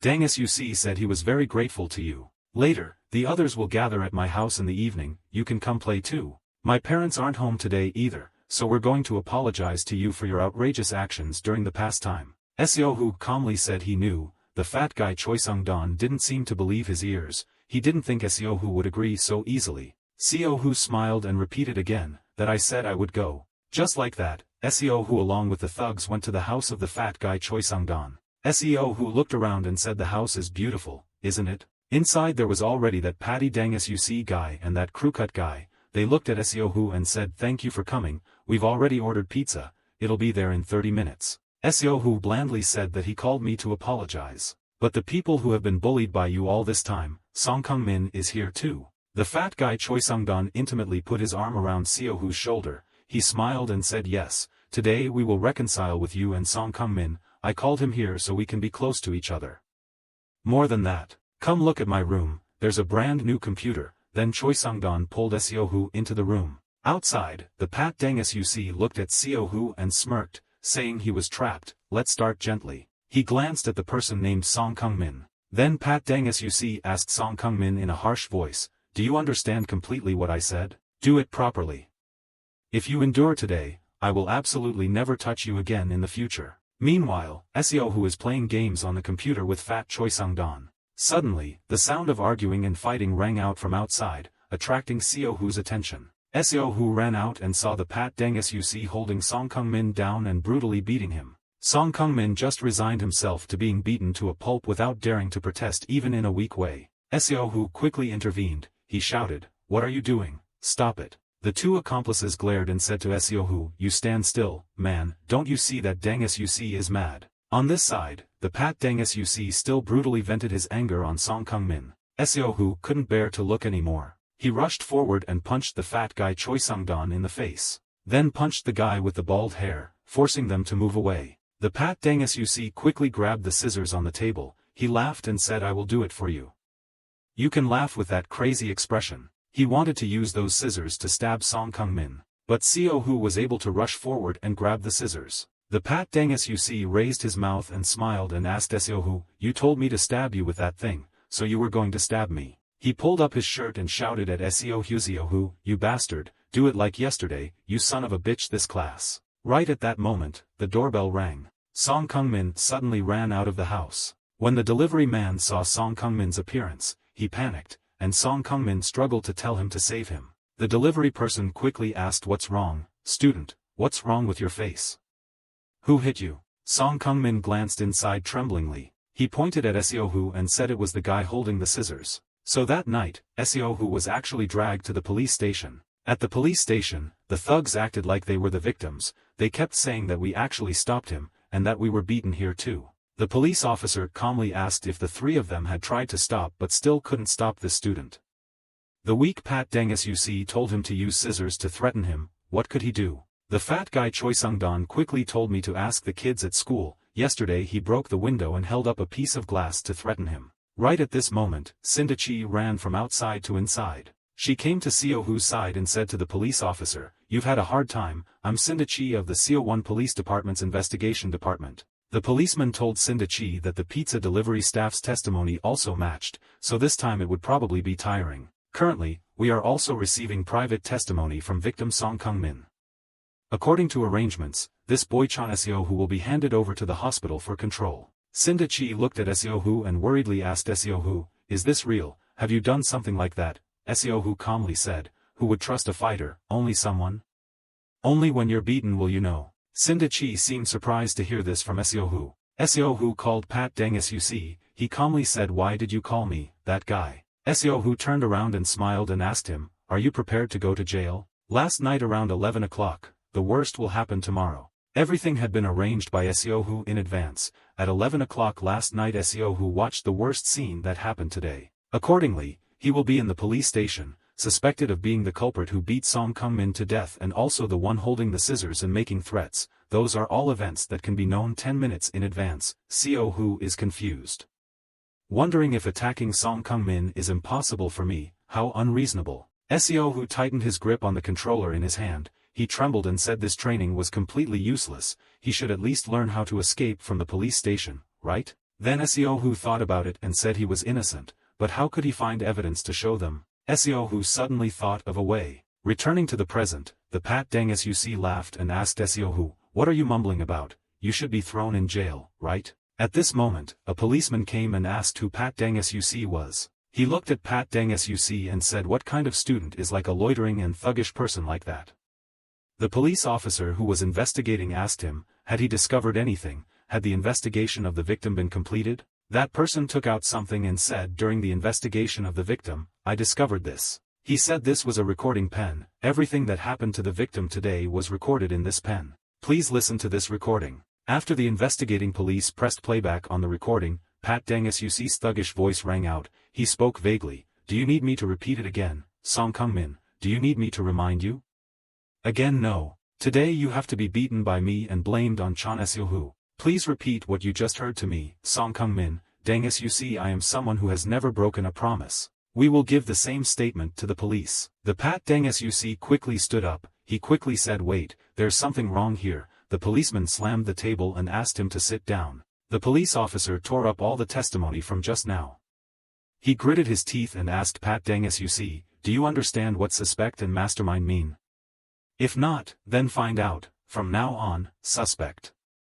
The culprit and mastermind is you. The Pat Dangus you see sat down in panic. He clutched his head in despair, looking like he was about to go crazy. Seo-hu was then released outside along with Song Kung-min. Song Kung-min turned to tell Chon Seo-hu that he was really sorry. Seo-hu smiled and said everything was resolved okay. That's good. Song Kung-min hesitantly asked Seo-hu, but why did you give me that recording pen this morning? How did you know something like this would happen? Seo-hu was a bit panicked. Then he came up with a big reason, saying it was just because those bastards wouldn't be able to bother me anymore, nor would I have to live in fear that they would do anything to me anymore, but that also sounded good. Physical. Then he left first because his mother came to pick him up. The two said goodbye to each other in a relieved atmosphere. After Song Kung-min left, Sinda-chi came again. Seo-hu saw her and was surprised to ask how she came here. Sinda-chi smiled and said that right now she thinks that Pat Dangus you see will be expelled from school, even if it's just school violence. The method is too barbaric. Anyway, if there is no recorded evidence, then I will be responsible for everything. Where did you get that? Seo-hu sighed and said it was left by his father. Seo-hu said that Dad was very worried, and even though he had no money, he still decided to buy it. It was like a small tape recorder or a black box. Sinda-chi smiled and said that today he saved my life. Seo-hu also smiled. He nodded and said Dad saved me. Sinda-chi happily asked, you must be very hungry at this hour. Let's go eat something. The two then stopped by a roadside noodle shop. Sinda-chi is very much like an older sister. She keeps giving food to Seo-hu. Sinda-chi said, I heard that your favorite dish is pork ribs. Seo-hu was a bit surprised. He asked Dad what he told her. Sinda-chi nodded and said that sometimes she sent and received imeos, but my dad was just busy talking about me. When he sent an imeo reminding him that she had become a police officer, he was really happy like his own father. Seo-hu told me while eating that he felt even more proud than his own father. Sinda-chi smiled when she heard that. She said she didn't have a father. She wiped her tears and said that when she was young, her parents divorced. Later, her mother remarried another man and left, so she was raised by her grandmother. Seo-hu quickly apologized for mentioning this. Sinda-chi laughed. She said why should she apologize? She didn't know it was not her fault. Maybe that's also the reason why when I lived next door to you in high school, your parents helped me a lot. So let's treat each other like family. Just call me D-chi sister. Seo-hu's face turned red. He hesitated for half a day but couldn't call him like that. After eating, Seo-hu went home. The time was just right at 11 o'clock at night. Seo-hu called to tell Sinda-chi that he had arrived. He looked at the phone and smiled and thought to himself that he was such a good person. Why didn't my dad tell me about this person until now? Because it was 11 o'clock, the virtual reality glasses automatically started, and the "please put on this device" notification sound kept ringing. Seo-hu quickly turned on the lights. He put on his glasses and asked if there wasn't anything else to upgrade. There was nothing to see today. Seo-hu then ordered the virtual reality headset to broadcast the worst thing that will happen tomorrow and watch it for 10 minutes. The space began to move. This time it was the classroom again, and it was break time again. Suddenly someone came to Seo-hu's place. It was someone Seo-hu had never seen before. He friendly asked Seo-hu, where do you live?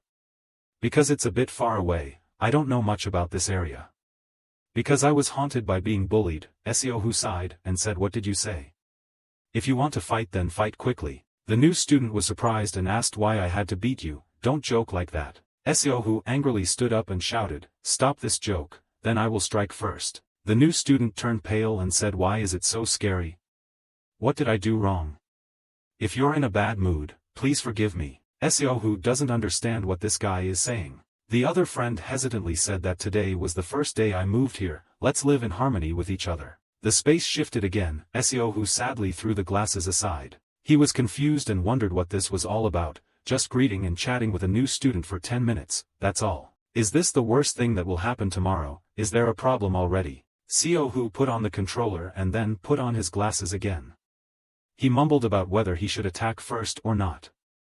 After the first training session, the space continued to return to the scene just now. This time Seohu made the first move on the other guy. The guy kept apologizing, and Seohu didn't understand why he looked exactly like him before. The boy knelt down crying and begged Seohu, saying he was really sorry. This scene is a bit unfamiliar to Seohu. He took off the virtual reality glasses and the space returned to reality. Seohu looked at the glasses with a dark face. He mumbled what he said, "I don't know, it's hard to believe that this will be the worst thing tomorrow. There is no incident, right? But it's pointless to keep fighting all day and bad things happen. Pat Dang-suc will be dealt with, right?" Suddenly Seohu saw something. On the main shelf are a series of stock investment books that his father read before he died. Seohu quickly thought of something. Now was the time for training. What if he used it to support something else? The space started to move again. Everything continued exactly like before, but this time Seohu looked for his phone. He quickly opened the window and looked up today's stock information.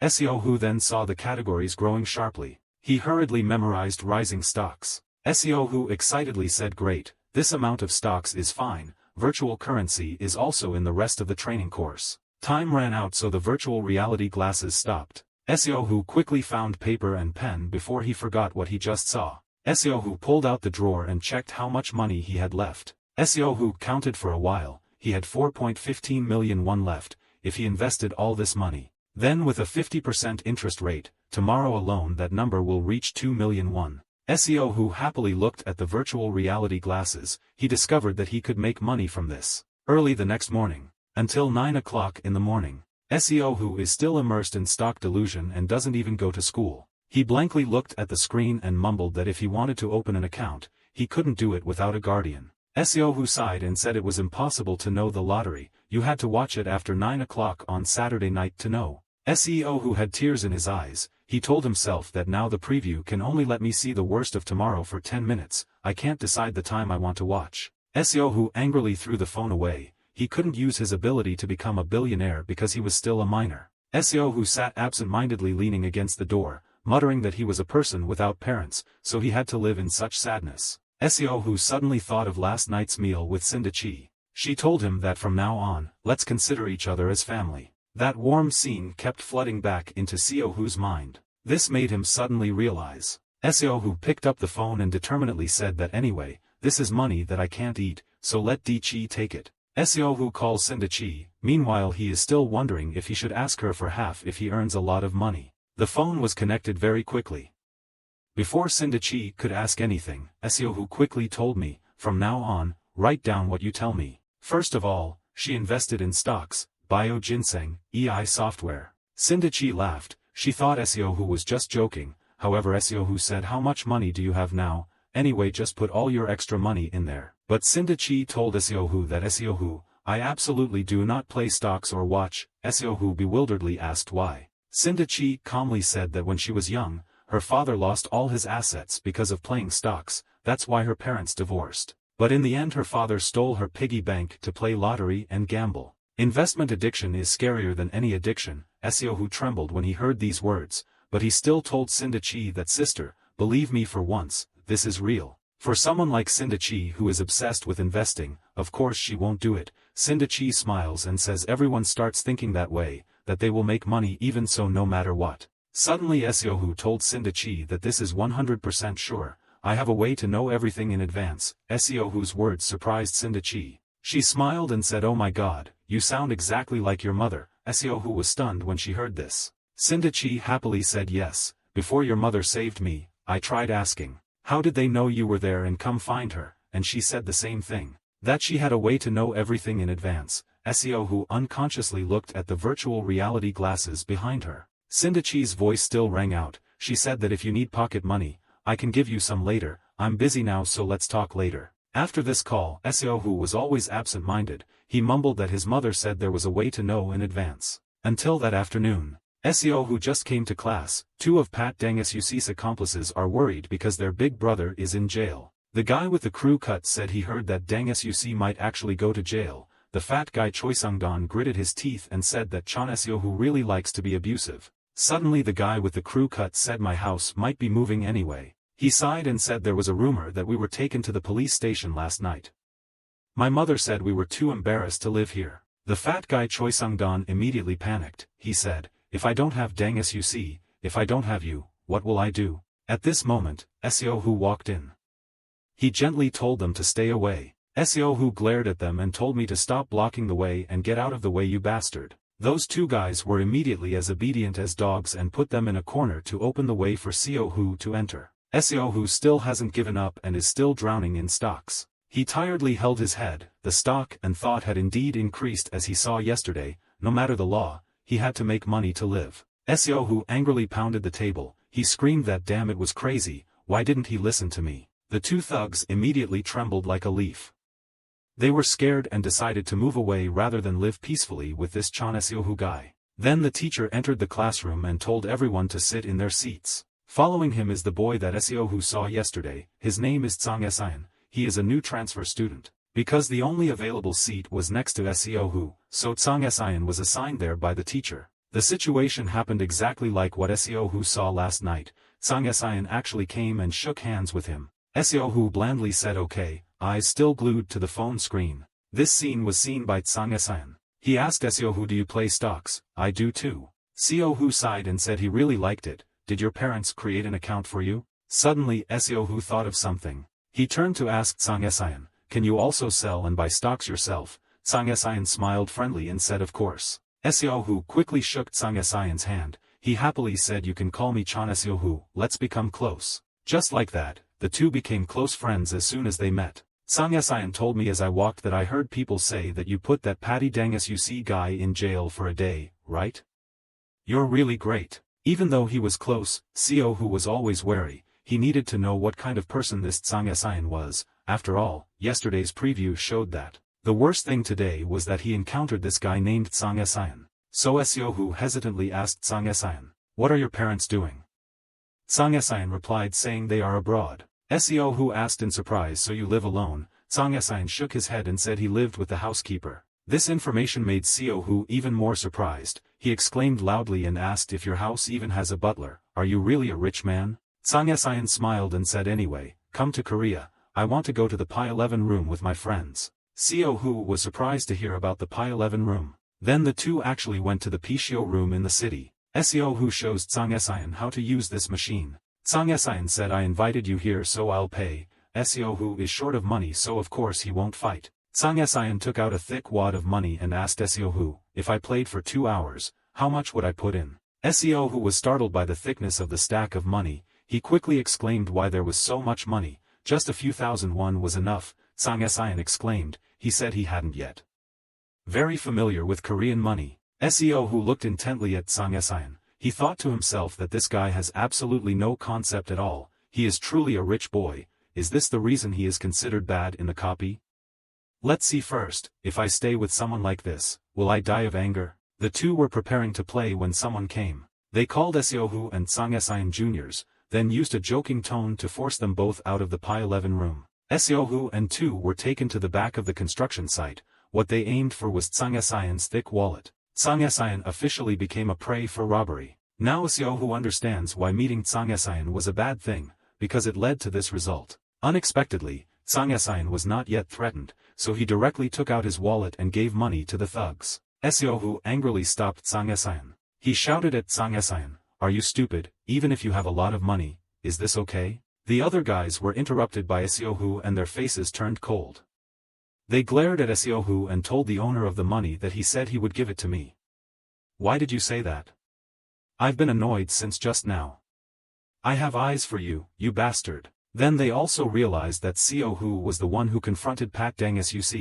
So the whole group of kids were discussing, saying that this guy Seo Hu was not the average guy. He had just broken the school's glass and also killed someone. Pat Dang Suc is currently being investigated by the police. Because of him, that bastard is his junior since he was in middle school. The tallest, darkest guy in the group raised his mouth and asked Seo Hu, after your father died, did you become a completely crazy person? Because of mentioning his father's death, Seo Hu coldly told him not to say that. The other group of people were still overwhelmed by the water. They threw a fist straight at Seo Hu's face. Seo Hu was knocked into the back wall. That guy with pretty cool hair looked at Seo Hu then curled his mouth and told me it was Kim Hwan Min. Breaking the glass or calling the police is fine, just try everything, I'm not afraid of those things at all. Having said that, Kim Hwan-min raised his foot again and wanted to kick Seo-hoo. He jokingly said that I was not a student but was expelled, so I was very upset. Will they find out who I am and kill me?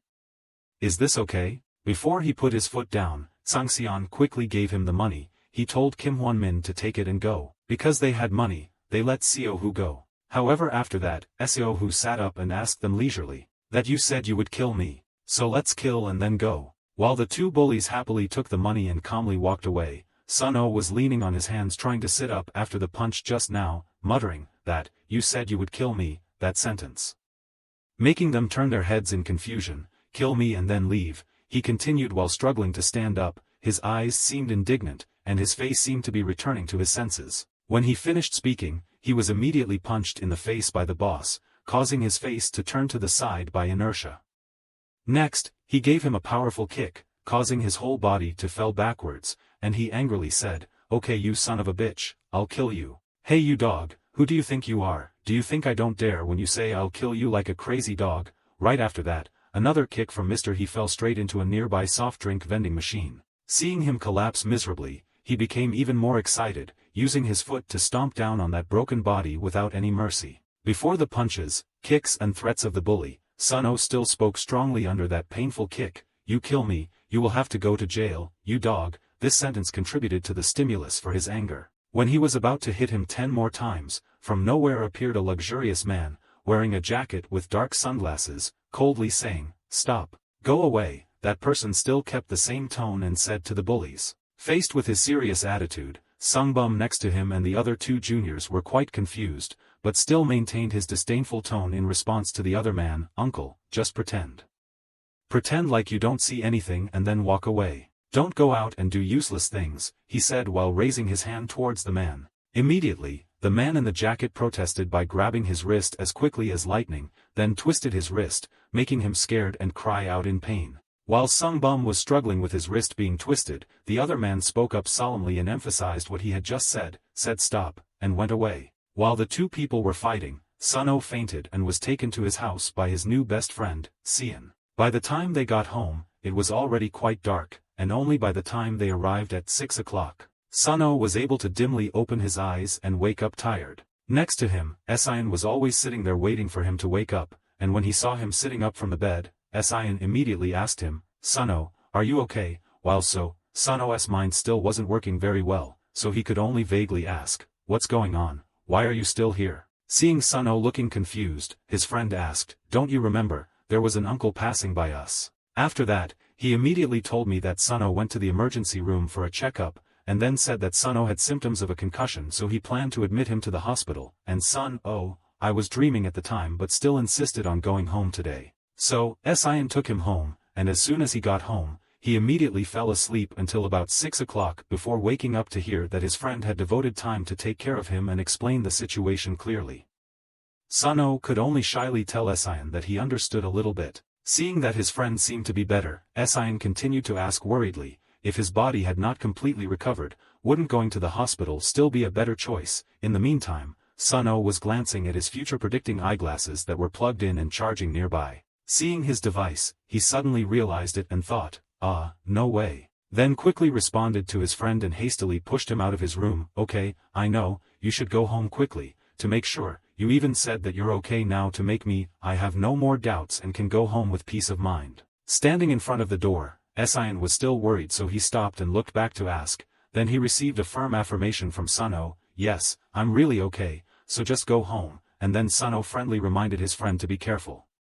Faced with Sun-oh's quick actions, Seon could only laugh but agree with him and see him at school tomorrow. After checking that his friend had really left his house, Sun-oh breathed a sigh of relief. He almost had a big problem. Meanwhile, the system from the glasses informed him to put on his glasses. Talking about those glasses, he thought to himself, "Have I really lost my mind, having these here and daring to let others into the house?" And then, he immediately put on his glasses and his manager immediately appeared and announced, "Level up, congratulations." He had reached level 6, and this made him so excited that he shouted, "Oh, duh, come on." And that manager continued to inform him that he had a new skill and the news that tomorrow would be the worst day for him, and advised him to watch 15 minutes in advance and practice 15 times. After that, he told Sun-oh that you have to review what happened today within 2 hours. Hearing that, he was excited because now he could re-watch what happened when he fainted, but contrary to his expectations, the manager informed him that he couldn't re-watch the wrong parts.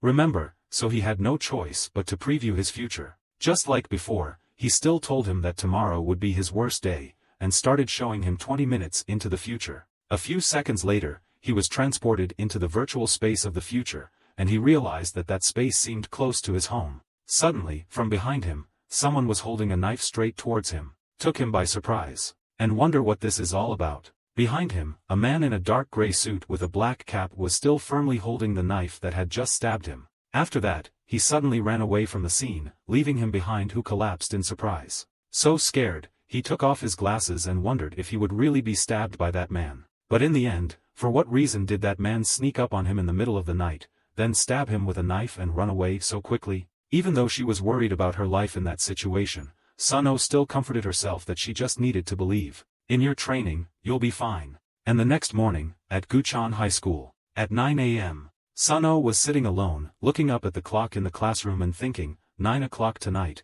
in the alley leading to my house. No matter what, I had to stop that knife, but that man really ran very fast, much faster than him, and he was convinced that even after training 15 times, he still wouldn't be able to catch that guy.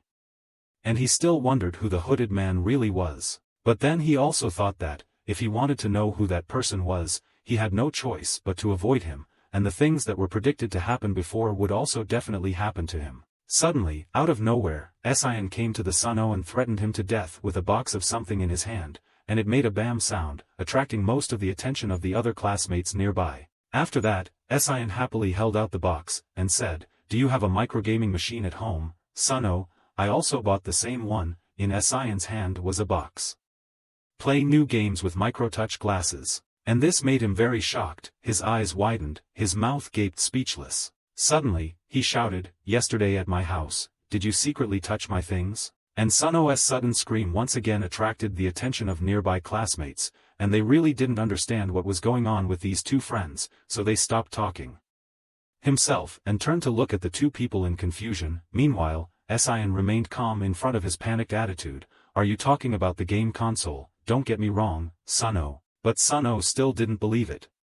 He whispered to his friend who had only known him for a day, "Anyway, you touched that thing," and Sion was still convinced that he didn't touch Sun's things. "Oh, at all, no, why would I touch someone else's things without permission?" Hearing that, Sun-Oh also breathed a sigh of relief. So fortunately, and Sion, as if just waiting for him to get rid of that doubt, started to interestedly ask questions about playing games. "With Sun-Oh, if I play online, I can play with you. So let's log in tonight." "So what game do you play?" In complete contrast to Sion's excited attitude, Sun-Oh was afraid that something would happen to his future-seeing glasses, so he looked away and said to Sion that his computer was broken. He thought Sion would sadly accept not being able to play video games with his new best friend, but he happily said, "Then I will buy it for you. Give me a new one, please." Seeing Sion's enthusiasm and wealth, Sun-Oh coldly said frankly, "You really have a lot of money. If you want to buy it, just buy it."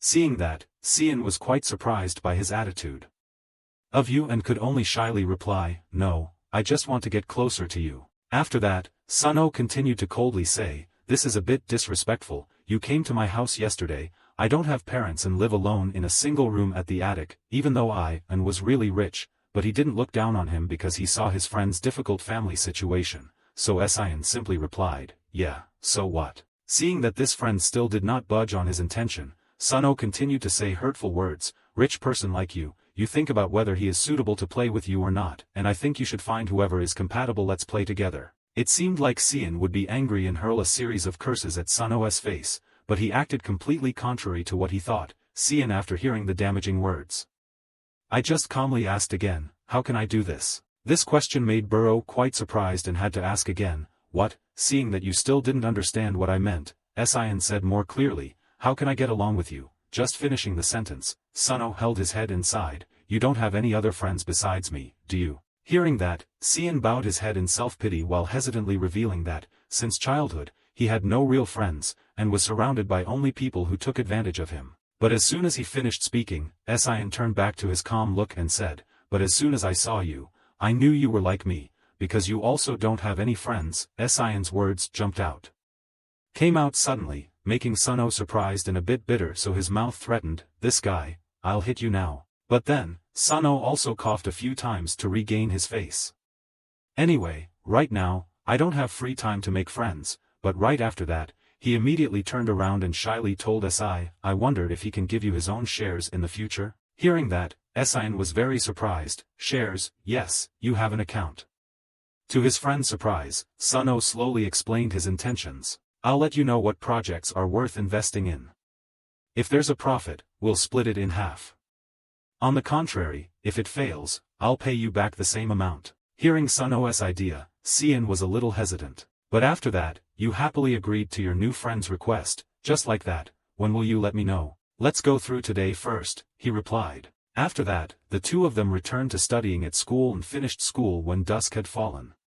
It was late at night when Suno dragged herself out of the house and went to the convenience store to buy food. Before, when you go home, you also send wishes to the store staff. Good business. When he completely walked out of the convenience store, he looked around and sighed. "It's still cold at night. I also want to become a tycoon, and I really want to put a water filter at home. Every day I'm at the convenience store, I have to see which country is cheaper. I don't want to think any more," he continued to mutter under his breath. And as he was about to speak again, then from behind him, a knife appeared and stabbed straight at him. And the knife belonged to a strange man, wearing a black hood, and the scene was exactly the same as in his preview from the previous afternoon. Thought he had been stabbed, and collapsed in that alley in misery, but he was still standing there, still normal, there was still no stab wound on his body, and at this moment, he suddenly lost his voice.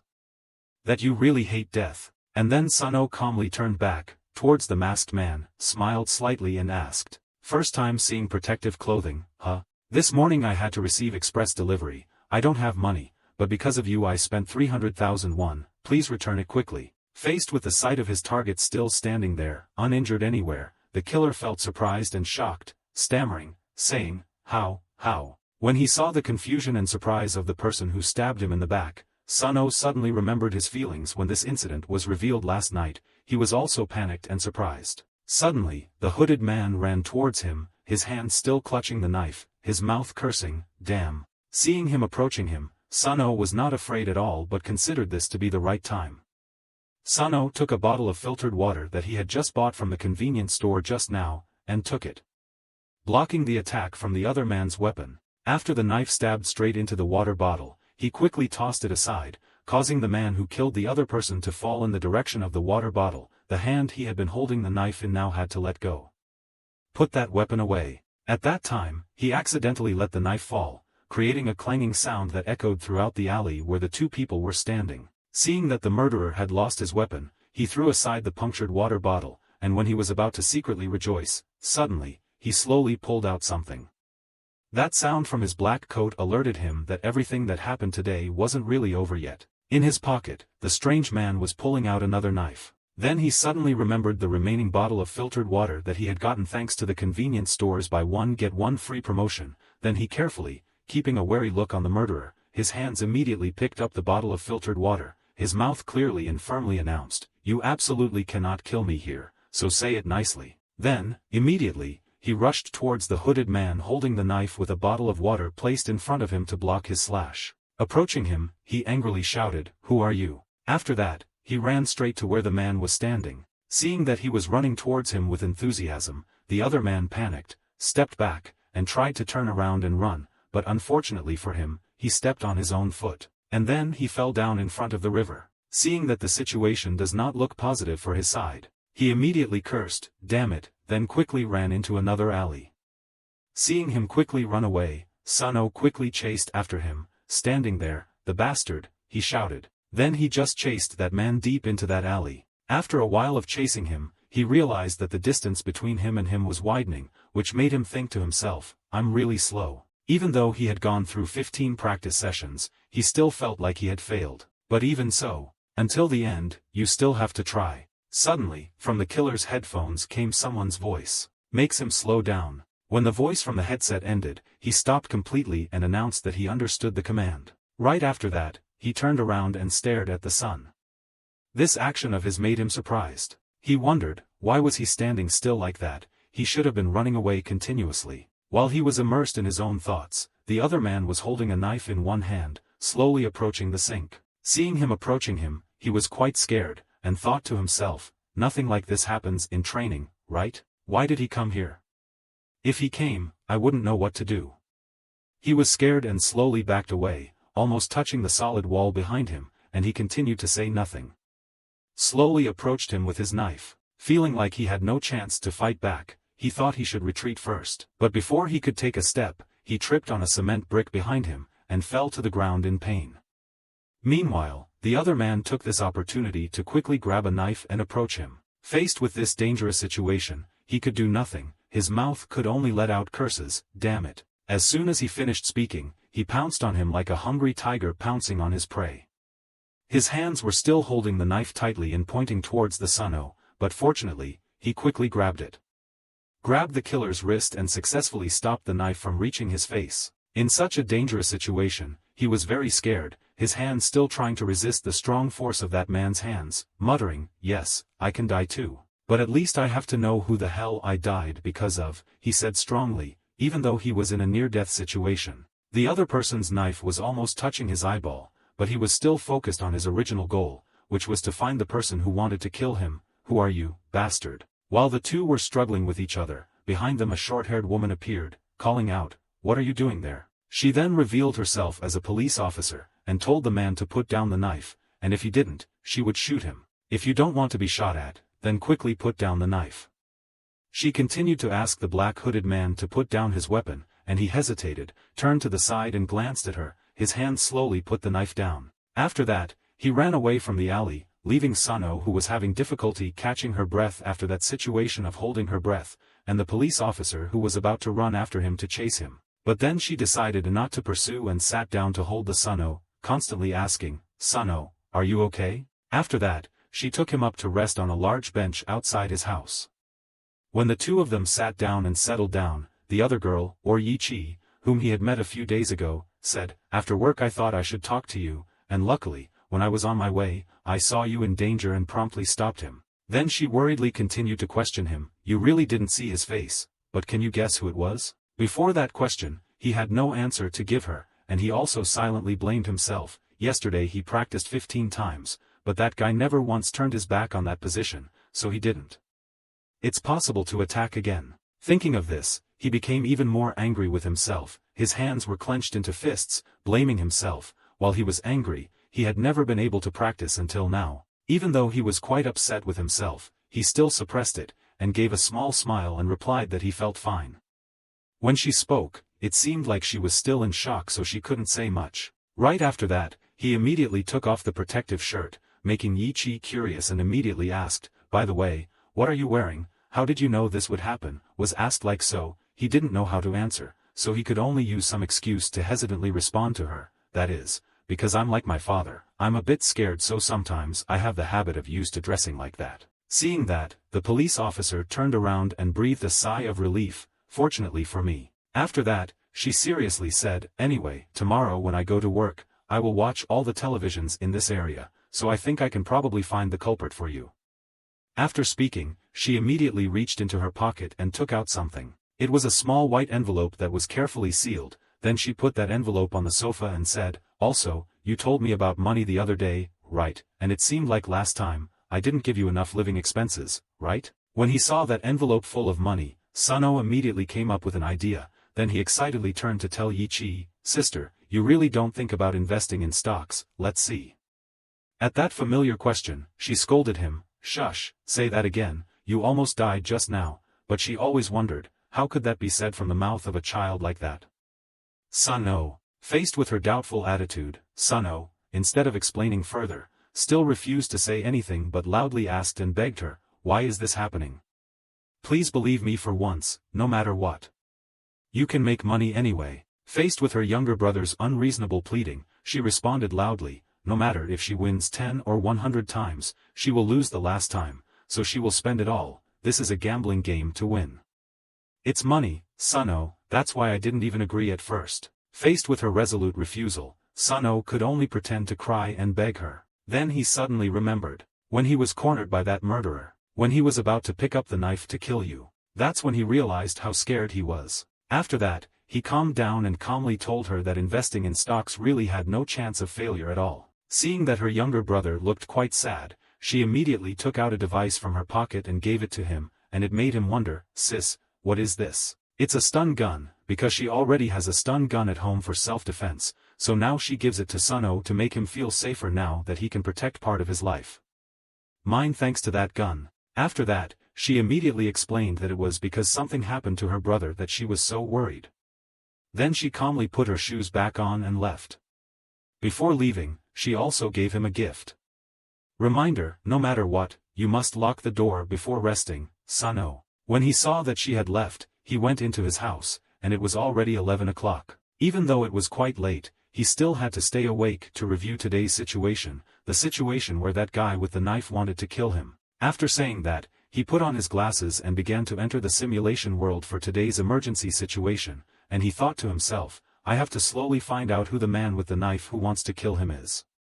When he watched the part where he stopped and approached him, he paused the video, and silently speculated, he seemed to be about 1 meter 8 tall, and this guy looked a bit like. But he still couldn't think of someone. Then he transferred the image to his shoes. It was just a normal pair of beige-brown sneakers and he didn't know too much about this shoe brand. Then, he looked at his upper body. He was wearing a shirt, a hat and a mask, and all of that was black, and this still made him confused as to who it was, plus because it was a dark night and he couldn't figure out who he was. Then when he turned to the man's side, he noticed a pair of white wireless headphones. Suddenly, he realized that he had planned to run away, but at that moment, he stopped and calmly approached him, making him wonder if it was because there was an order in his heart. His headphones, but he suddenly stopped and rushed towards you. Then, when he turned the camera to other parts, and the Suno saw a certain sign that made him stop. On his ankle, there was a tattoo of a black cloud with 3 lightning bolts, and this really surprised him. But no matter how many times he looked at it, the above things were all of his characteristics that he could find in him today, and this made him confused. Could only these things be enough?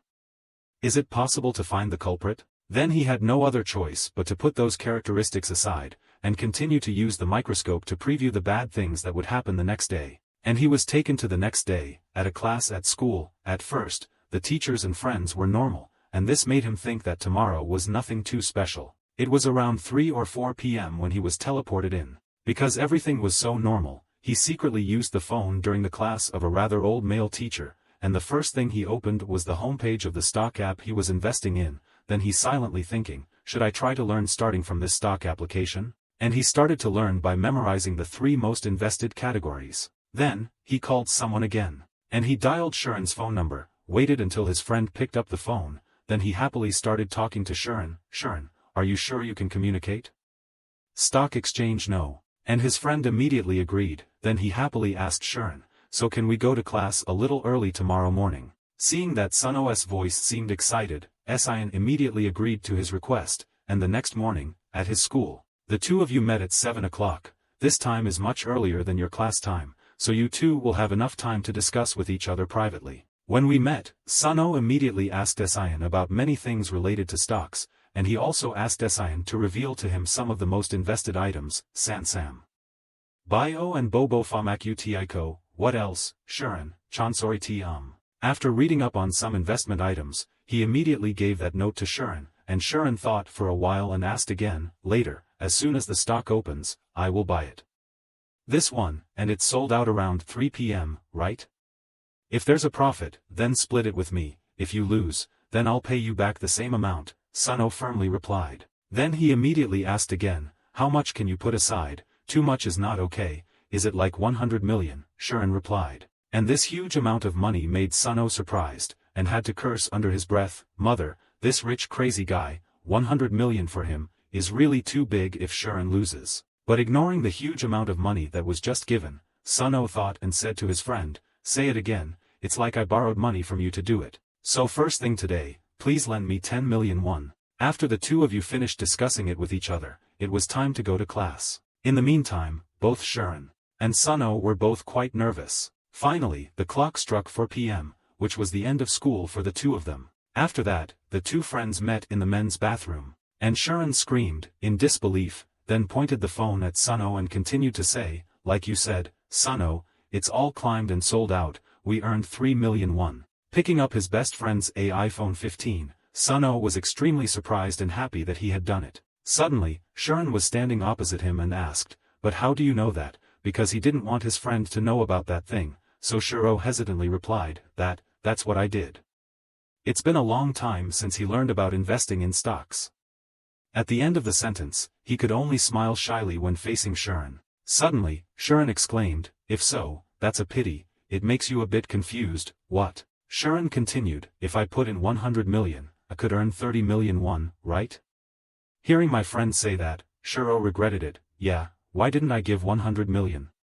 Into stocks, right? But anyway, as promised, I will give you half, which is 1.5 million won, and Shuren immediately wondered, where will Shuro send the money that you gave him, and Shuren quickly replied, I don't have a bank account. So, Shuren has only one way left, which is to give all the money he has with him today to Sun-Oh, and tomorrow he will bring the rest to him. Seeing his friend very naturally give him 50,000 won bills, Sun-Oh was quite worried and asked, 500,000 won, do you have a card with you? But carrying this much cash is very dangerous. There, when he saw the worry on Sun-Oh's face, Shuren chuckled and asked, Are you worried about me?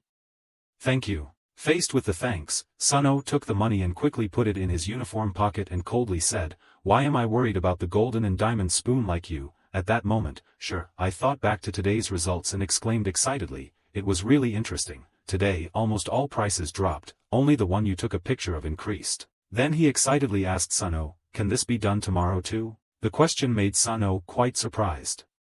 Seeing his confusion, Shuren immediately explained, The category has increased. Can you find out tomorrow? If you know, let's try with 100 million, Shuren said happily. After that, because it had been a long time since school ended, the two of them decided to say goodbye and go home.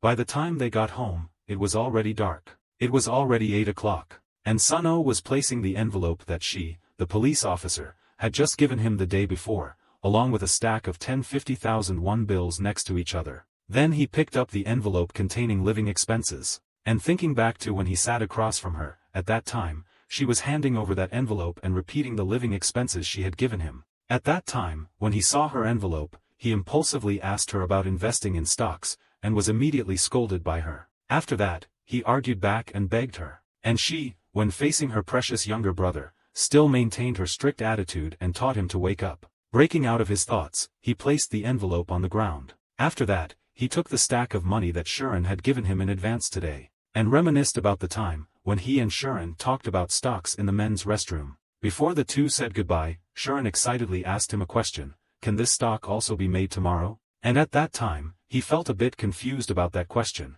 so Shuren explained whether the item the two people invested in could increase the next day or not. And Shuren also asked if he could know this in advance, and said that if Sun-Oh knew, then he made a suggestion to invest 100 million won in projects of his own. Select. As soon as he left the memory, Sun-Oh fell into deep thoughts as he picked up the 50,000 won bill and asked himself, should I continue to invest in this, or should I just stop?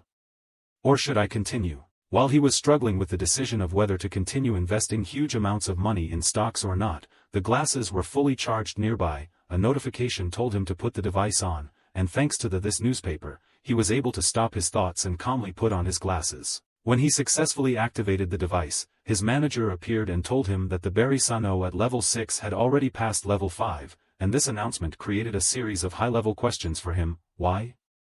Yes. Levels will be determined based on experience, his manager replied, and this made him mad. It was too much. Hasn't it been a long time since he had such a comfortable day? While he was going crazy because his level didn't increase, his system still showed no emotion, announcing that his skill could be used immediately, and it would predict in advance. Tell you the worst thing that will happen tomorrow, and ask you to preview for 10 minutes and practice 10 times. Then, as usual, the system would let him review today's date, and when the other manager was in the middle of speaking, he got upset and said in a loud voice, Leave it, just preview it. Hearing the command, his system immediately activated the preview skill, and the glasses teleported him to a completely strange place. Here somewhere, the place he had just been transported to was an abandoned construction project. When his mind still couldn't process what was happening, suddenly a scream came from behind him, Ah, help me. Then, to satisfy his curiosity, he walked towards the sound, unconsciously asking, Who was that? Immediately, the person who had just let out that scream answered him, It was here is Go Sung Bum. When he arrived at the place where Go Sungbum's call came from, he saw with his own eyes that he was being blinded by the chair by many layers of green rope, and his head was sealed with a black plastic bag. Seeing this scene, Sun-Oh hesitantly walked towards Sungbum, carefully opened the plastic bag from his head. When he felt like he was freed, he quickly inhaled and sniffed the air. Then with difficulty opened his mouth and asked, you are? Facing Sungbum, he remembered when he and Esion were cornered, because he and his juniors saw something while passing by his room, and at that time Sungbum noticed Esion's wallet and joked, your wallet looks quite thick, right? And then he slowly put his arm around Sion's shoulder and asked mischievously, it's too heavy for you to carry, isn't it? Share some with the brothers, kid. Returning to reality, he recognized who this Sungbum was. It was the guy who robbed Esion the day before, and when he saw Sun-Oh, he also immediately recognized him. Suddenly, he shouted, claiming that you kidnapped him. Damn it, crazy guy, you kidnapped me because you were beaten at that time, right? Mr. Min beat you, but I didn't beat you. He scared, but still strongly believed that he was innocent, and believed that he had kidnapped him to avenge the incident the previous day. In contrast to Sungbum's panicked, easily agitated attitude, he was extremely calm, standing in front of him, one hand raising his index finger to point at himself and saying, are you saying I kidnapped you?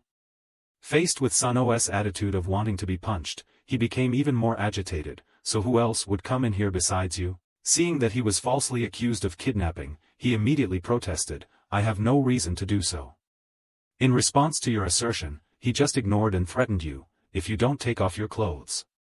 Tying me up will make you very upset. Faced with Sungbum's stubbornness, he had to untie him, and to cut those 10 layers of strong rope, when he didn't have any knife nearby, so he could only break the glass bottle nearby crystal to form a sharp object that cuts the rope. As he approached Sungbum's tied up, he noticed that the person who kidnapped Sungbum actually tied a lot of ropes, and this created quite a bit of difficulty for him as he tried to free him. While Sun-Oh was struggling to cut the rope to free Sungbum, he sat on the chair, screaming at him to cut it quickly. After a few minutes, he took the broken bottle and cut it into the string.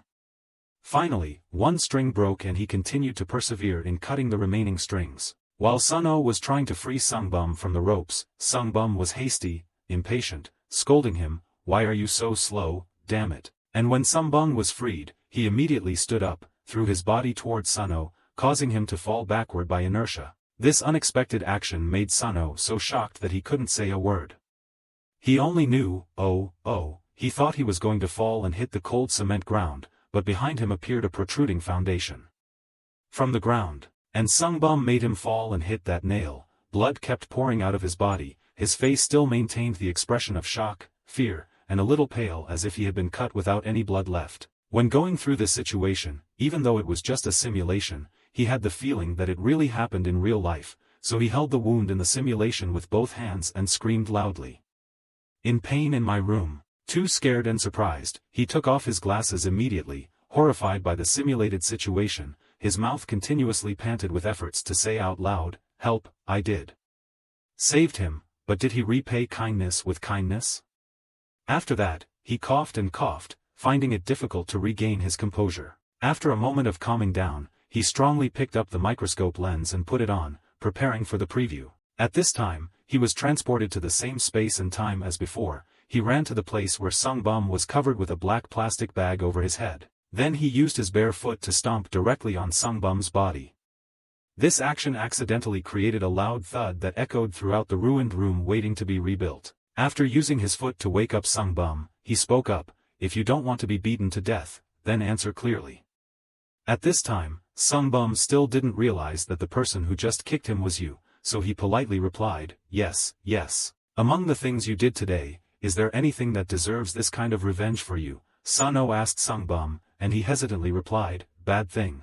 I robbed a kid at school of about 1,000,000 won, so I have to suffer like this because of that. Who is that kid? He asked harshly. Esion yes. Anyway I will give me back that money, please, save me, Sungbum replied with a seemingly sincere plea. When he heard this familiar incident, he thought to himself, did I kidnap this guy because he stole Sion's money?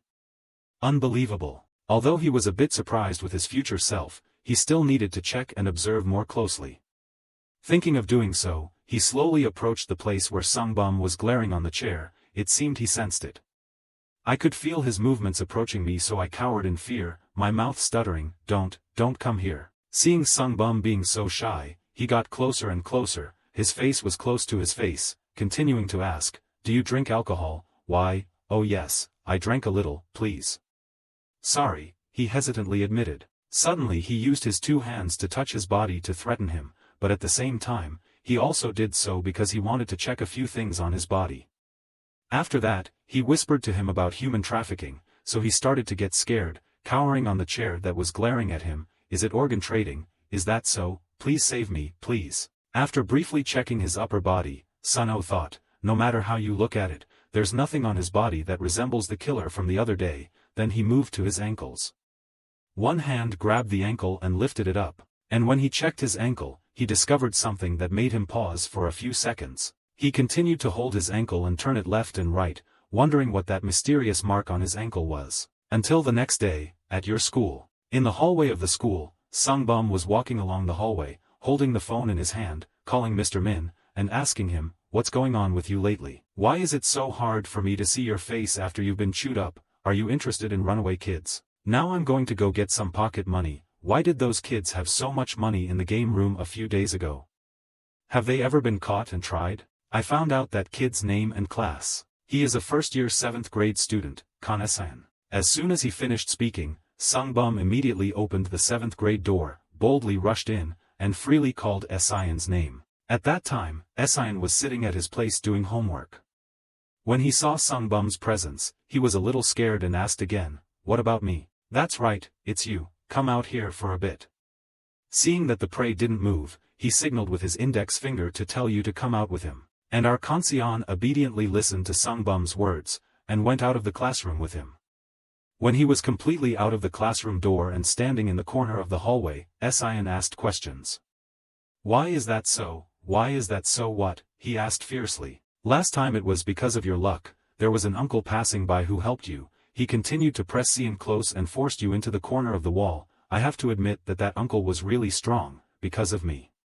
It hurts so much that my arms still don't have much strength. After that, he hugged his arm and twisted it a few times to show that he was preparing to strike, while his fierce face was always glued to Sion. When I was exercising in the past, my shoulder was injured, and it's so painful because it relapsed. His eyes never left you. Next, he used a reason to convince you to give him money. Because of you I got injured, shouldn't you pay for my medicine? Take out your wallet, kid, before the reason and love. At his request, Sion found this reasonable, so he immediately gave his wallet to Sung Bum. Immediately, he snatched the wallet from Sion's hand, then happily jokingly said, bastard, I like your personality. After that, he opened that black wallet, and inside contained a stack of 50,000 won bills. Seeing that much money, he was excited. You really are a rich kid, aren't you? Then he took a part of that stack of money and put it in his pocket and told Sion, this is it. Every day I will take half of the money in your wallet. Then he continued, like a bully, so from tomorrow, if you don't bring money, you will be scolded. Facing this Sung Bum, Sion is very weak, so he couldn't bow his head to accept that unreasonable proposal. Seeing him agree so unconditionally, he happily said, haha, I really like you. If anyone bothers you at school, just tell me and I'll beat them all, because I'm a Go Sung Bum, and if I say my name, everyone will be afraid, and he gave me a special trait. Small rights for Sion to compensate for your financial loss. Suddenly, there was a voice calling the senior behind Sung Bum, making him a bit surprised and had to turn back to look. That call belongs to Sun-Oh, buried Sun-Oh. What's wrong? You want to rush in and kill me again like last time? Facing Sung Bum, he looked weak, his hands clasped together. He bowed slightly and said, no, senior, I was really crazy last time so I dared to do that. When he bent down, he discovered that Sung Bum's shoelaces were untied, and he took this opportunity to bend down and tie his shoelaces as an apology. Seeing that you were so enthusiastic, he also let you tie your shoelaces as an apology. While you were bending down to tie your shoelaces, he asked, it seems that after being beaten by Mr. Min, you are awake. Okay, tie it up for me. When he saw that he agreed, he looked happy and shouted, yes, senior, this is my honor. While tying his shoelaces, he took the opportunity to fondle his calves, and a stream of compliments poured out of his mouth. Wow, his muscles are really strong, this is no joke, I heard it. Raining compliments, he arrogantly snorted and said, I used to be in the track and field club. And while he was massaging Sungbum's legs, his pant leg was partially pulled up, and revealed a black tattoo with a lightning bolt. This feature, Suno had seen when reviewing the model. To find out who was trying to kill him. When he saw that familiar tattoo, he did not rush to shout, but silently thought, on his ankle, there was a flash tattoo. After seeing what he was looking for so long, he quickly finished tying his shoelaces, and when he announced that his shoelaces were tied, he turned and walked away, saying echoed back, "Okay, this kid, remember to listen to me in the future," and left the awkward Scion standing next to Suno pretending to bow and say goodbye to him. Meanwhile, he thought to himself, sure, the night I was about to be killed, the guy who tried to kill me with a knife was him. At that time, Sungbum remained calm and walked away, not knowing that he had revealed an important part of his identity. That night, at a bar, everyone had gone, leaving behind only a drunk Sungbum, talking on the phone. "Damn, I drank 3 bottles of soju by myself today. Because it's me, he can endure this much."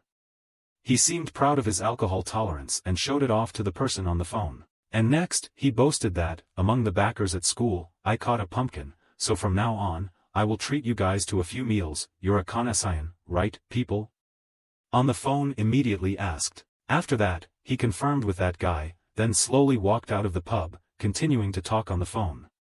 "Today they told me not to go out like that anymore, but it's not possible," and while he was still happily chatting with his accomplices on the phone, behind him, a dark shadow was running as fast as lightning. And that man in black took a stun gun and shot at Sungbum, causing him to fall to the ground due to electric shock. And the person who just delivered the electric shock was none other than Suno. When he lay down, he was somewhat relieved, but he still had to drag his big body into a hidden corner, because he couldn't let this show in front of others. After that, he transported him to the nearby abandoned construction site. Because his body was too heavy, he had to take a nearby cart and put his body on it. His mind kept thinking, that night, that man talked to someone through a wireless headset. And from that moment on, things didn't go as I predicted. Who is that guy? Why is he trying to kill me?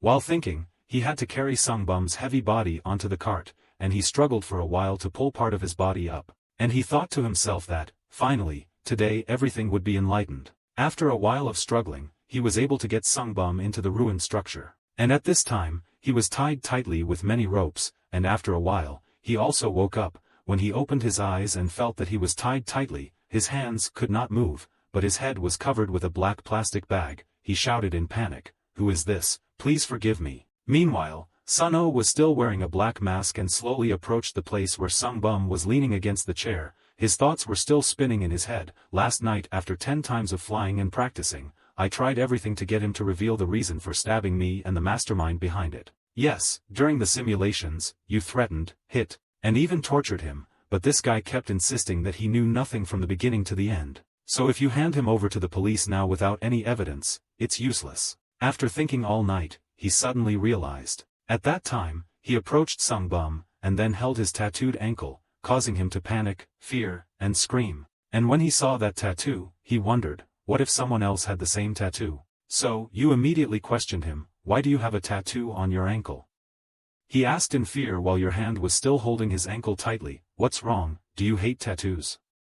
"I will delete it immediately." Seeing that he was deliberately avoiding the question, he shouted, "Answer to the point," making him cringe, stuttering to answer, "Me, when I was in middle school, I joined the track and field team, and my whole group had that tattoo." Hearing that, he suddenly cursed under his breath when his guess was correct. Then he continued to question Sungbum, "How many people have this tattoo?" He hesitantly answered, "About more than 10 people." "List the names," he requested, but he hesitated.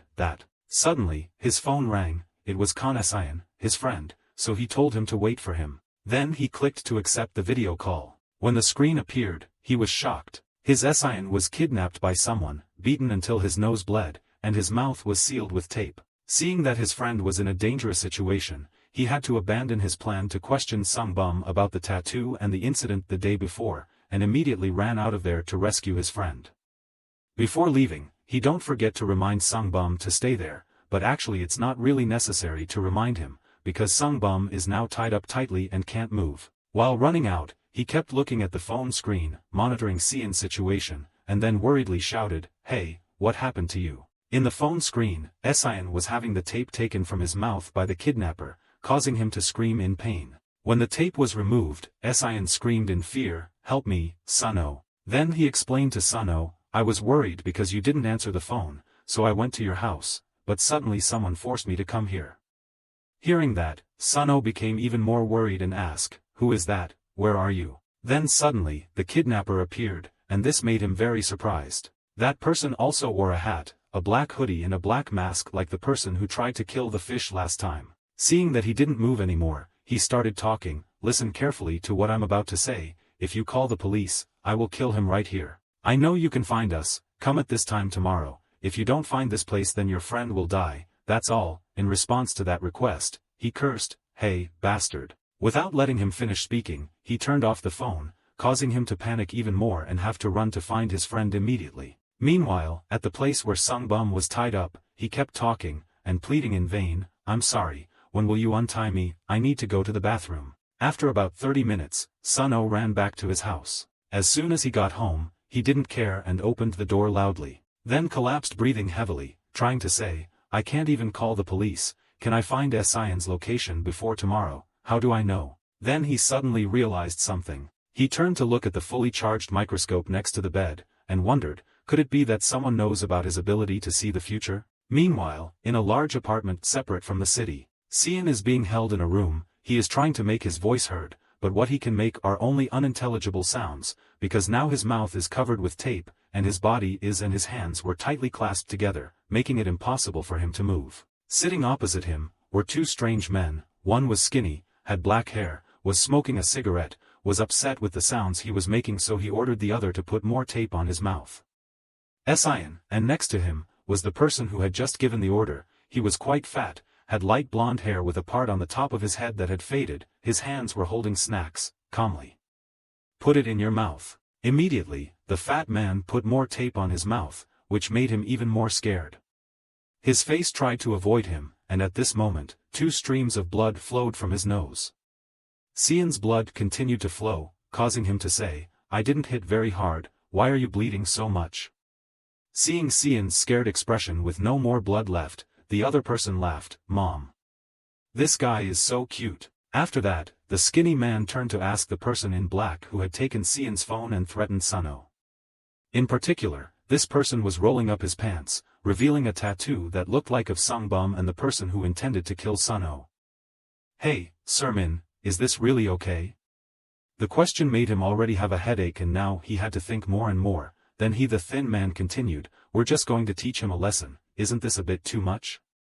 If anything happens we'll all die." As soon as he finished speaking, he immediately received an order from his boss, asking him to keep his mouth shut. After that, Mr. Min looked into nothingness, his face expressionless, and said in a harsh voice, "I did. I've sunk too deep, now, there's no turning back because he's gone too deep into this incident, and he's the one who held the knife to kill Suno that night." Then, Min remembered, a few days ago, he went to a luxury hotel, and was assigned the task of killing Suno. He was provided with 2 small knives, along with a few photos of Suno, and the man who assigned him the task placed deposit 5 million won in advance, and when completed, Mr. Min will receive another 5 million upon completion of the trust. And the person who assigned this task to him was a rich uncle. His hand had a gold ring adorned with a bright red gem on top. He was sitting on a luxurious cushioned chair and arrogantly smoked and ordered, "Tomorrow, go and stab the guy in the photo with a knife for me, and just in case, take both." When he saw that the person he wanted to kill was Suno, Ong Min's eyes widened.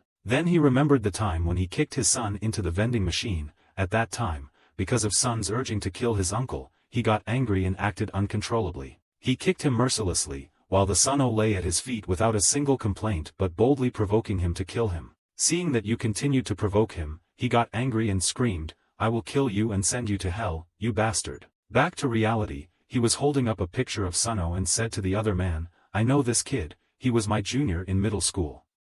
Hearing that, the other uncle said contemptuously, "A guy like you who was expelled from school also has juniors at school. Anyway, if you do this well, I'll let you and your juniors join our group," he said while holding a cigarette and pressing it down on the ashtray on the table. Then he said again, lying, "What are the neighborhood children doing?" Immediately, Mr. Min replied, "Yes sir, thank you." He replied while inside himself was filled with a mountain of questions, but then he also bravely voiced his question, "But why did you have to stab him? Don't you think that question is nonsense?"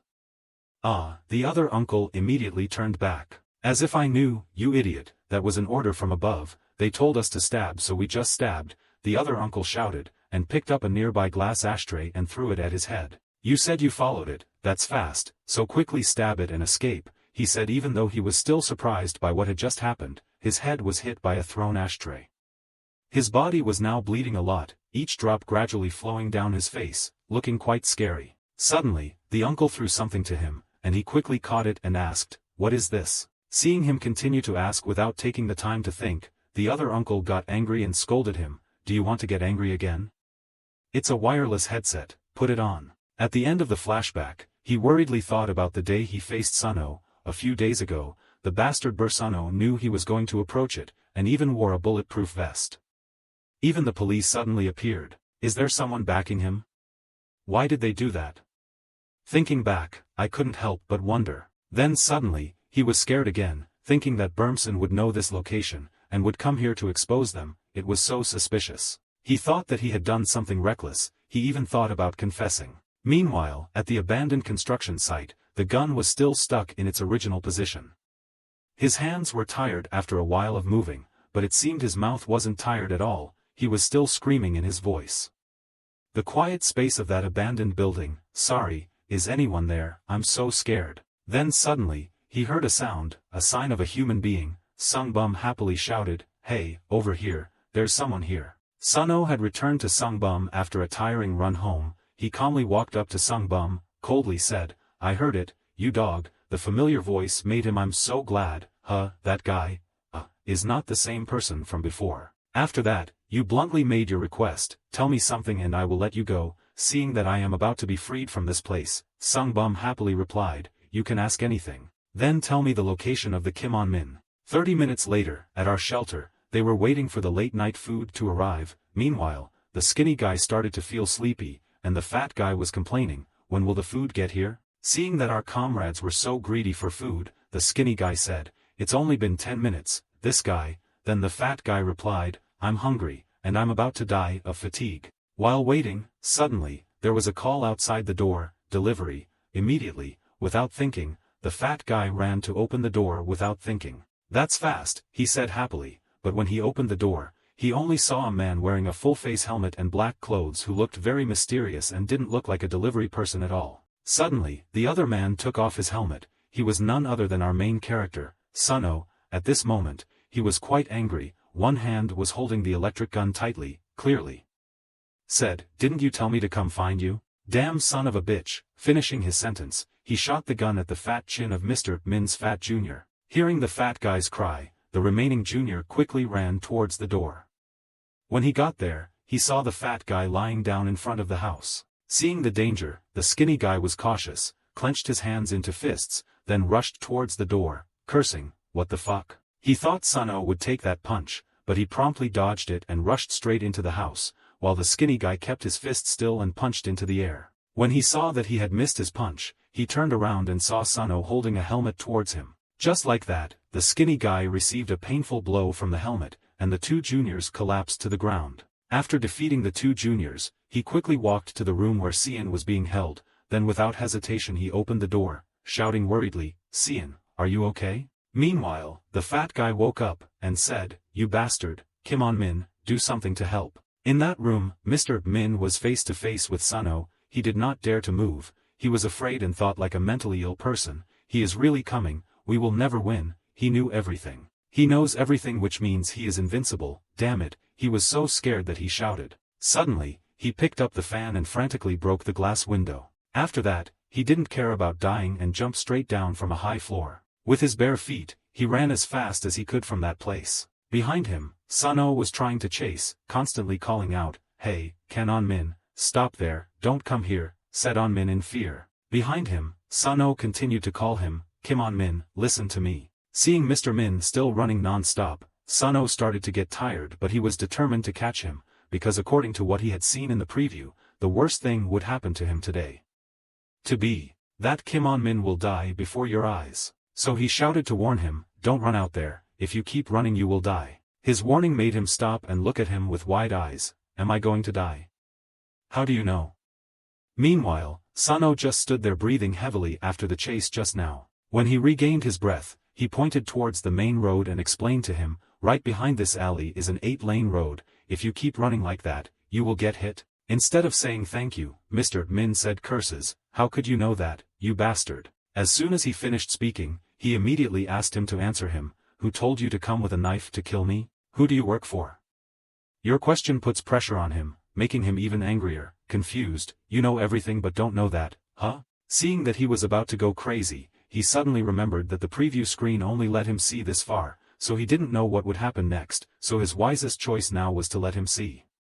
Mr. Min calmed down, so he slowly backed away and told him that he could pretend like today never happened. Then you started to negotiate with him, you wouldn't report to the police about him trying to stab you or about Sian being kidnapped by him, you would just go back to Mr. Min's place and rescue Sian. Stop. Hearing Sun-O's suggestion, it seemed he also wanted to do what he wanted, so he silently cursed, damn, if I let you go like this, he'll kill me. And Sun-O noticed an important detail in what he just said, who is he? Seeing that he had accidentally revealed part of his mouth, he then just kept silent. Seeing that Mr. Min made no move to kill him, he took this opportunity to find out what he wanted to know, then he slowly and cautiously walked closer to him, and persuaded him to tell him, tell me. I will help you, you can see it, right, you know that I have the ability, just now, you ran away because you were scared to death of it. Suddenly, he shouted, I understand, you shut your mouth, damn it, I'm talking to you, you son of a bitch. Hearing that, he thought he was mad at what he said, but when he heard the next part, he began to have difficulty understanding, and asked him who he was talking to, realizing that he had said too much. Big, he pretended like nothing happened. Only then did he notice that he was wearing wireless headphones. So, you asked him to give you the wireless headset, and you knew for sure that he was listening to someone's commands with this device. Hearing his request, he hesitated a bit, but suddenly, something strange happened to his headphones, both sides of the headphones were heating up, making him scared and standing motionless, mouth pointing. Ken burst out a cry for help. Seeing him asking for help, Sun-O was surprised but also worried about what was happening to him and intended to go help him. Then suddenly, just a few seconds later, both of his headphones exploded, making him extremely surprised. Blood from both his ears began to splash, a few drops splashed on his face, and he still hadn't recovered from the horrifying scene that had just happened before his eyes. The wireless headset created an explosion and killed him in an instant. He was now leaning back, his entire upper body was burned. Faced with this scene, Sun-O was extremely shocked, he backed away and tripped, his mouth was wide open and he couldn't close it, and it unconsciously let out a broken scream. After today, he will probably haunted all his life with the image of him burning down in front of him. Then, the next morning, he and Sian went to the city police station. After reporting the incident last night, the two of them sat down together on the bench outside the station and confided in each other. Are you okay? Sian asked when he saw Sun-O's face not looking good.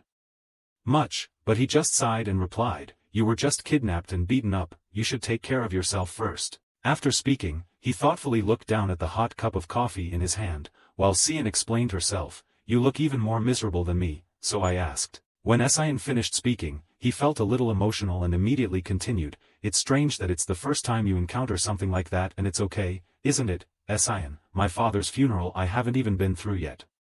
For a long time, why do these things keep happening to me? He choked up and asked. Seeing that you were feeling so emotional, Sian immediately gave you an idea to help you redirect your emotions, Sun-O, or you could come over to my house to sleep and hear my idea. Sian, you suddenly asked again, your house. After that, Sian said that he had already talked to his father yesterday, and that his father would hire someone to protect him.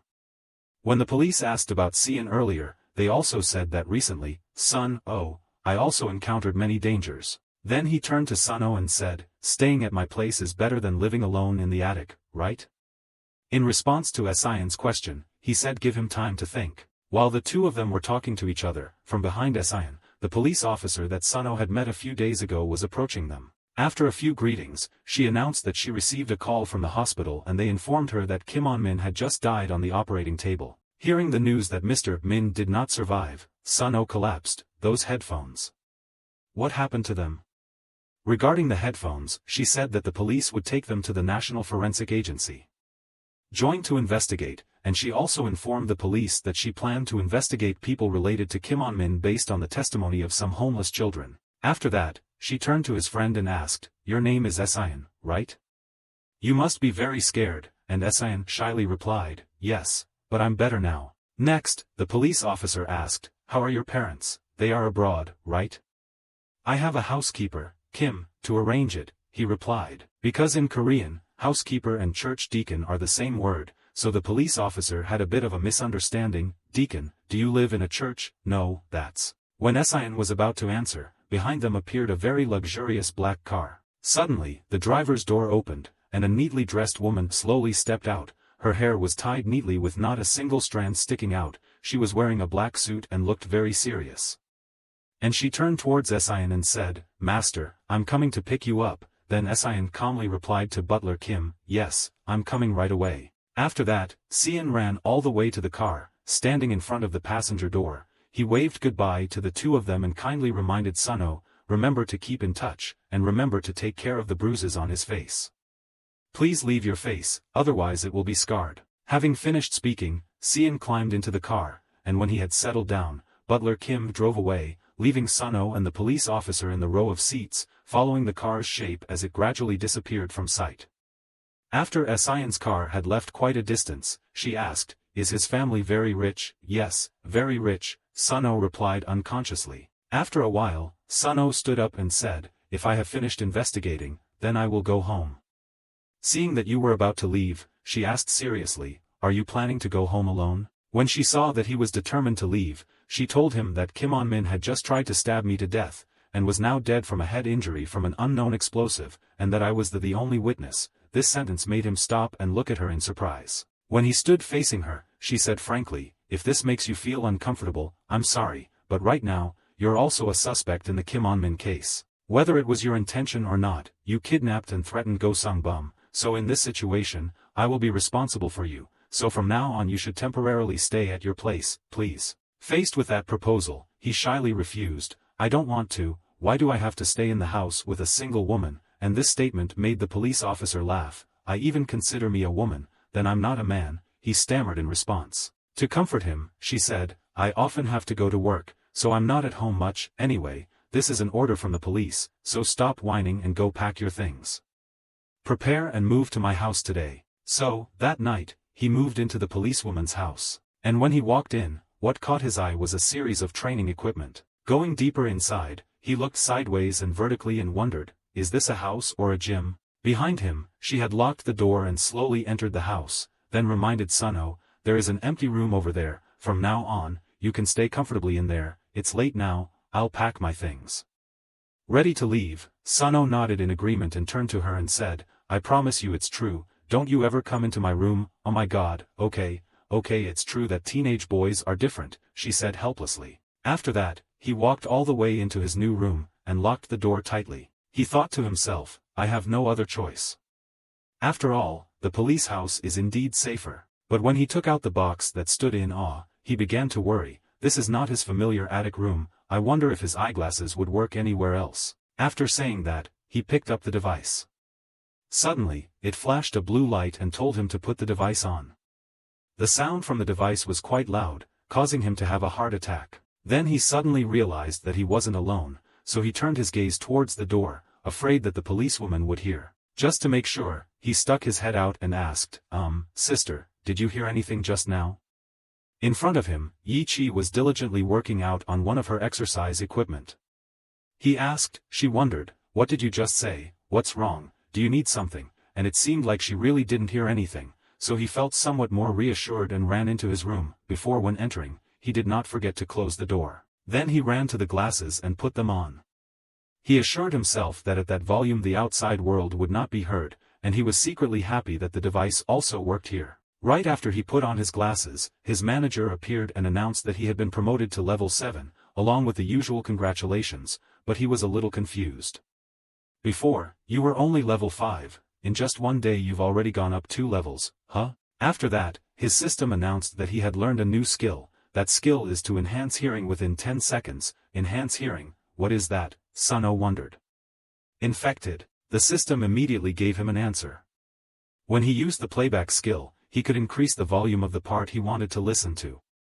When he first listened, he found it quite useless. Then suddenly he realized that this was a skill related to sound. So he immediately started the replay mode, and he selected the conversation between him and Kim On-min yesterday. Immediately, he was able to review that time, right when Kim On-min suddenly got angry and raised his hand to touch his ear. And when the replay video came to the place, Mr. Min was reaching for the headphones in panic. He shouted, "That's right, right there, can you increase the sound in that headphone?" he asked. And immediately, the system approved that request and used the hearing enhancement skill. Thanks to that skill, he could hear an angry man saying, "This is the final warning, turn around and run away, if you don't listen, I will kill you." As soon as he finished his sentence, his skill quickly turned off.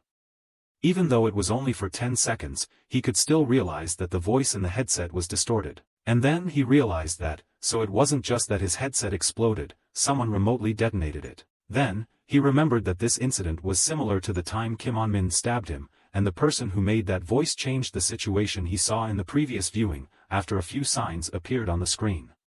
He concluded that, there is someone stronger than you and he knows about your preview ability. But who could that person be? He couldn't think of it, so he was helpless and had to use his preview skill. After a few seconds, he was transported to a luxurious room, with a predominantly yellow color scheme, with many sets of luxurious cushioned chairs placed next to glass tables with delicate diamond patterns, on top of the table.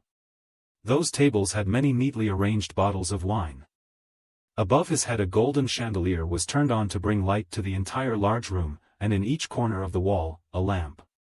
Loudspeakers were installed, making this place look like a luxurious, expensive theater room. And nearby, he saw someone clutching a wound in his abdomen, blood continuously flowing from the wound, causing that person to tremble in pain, and at the same time, it also made him focus all of his attention. I go into it. Then suddenly, he heard a familiar voice coming from the injured person, who painfully called his name. In front of him was the figure of a police officer painfully holding the wound from someone stabbing her from the front, but with great difficulty she spoke up, "Suno, run quickly." Under her orders, he was still as bewildered as a golden deer standing there. Then suddenly, she fell to the cold ground, making him panic at what was happening before his eyes. His body then automatically approached the place where she fell, continuously asking, "Yi-chi, what's up?" When she fell down, she looked lazily towards the river, then slowly closed her eyes. Then, because her strength was too weak, she fainted in her son's arms. The next morning, at policewoman Yi-chi's house, as soon as he opened his eyes, he called her name. Seeing the irritable boy who had just woken up, she started teasing, "Oh, Suno, did you sleep well?" Approaching Yi-chi, he saw her blending some kind of red drink, quite thick. Curious, he asked, "What is it?"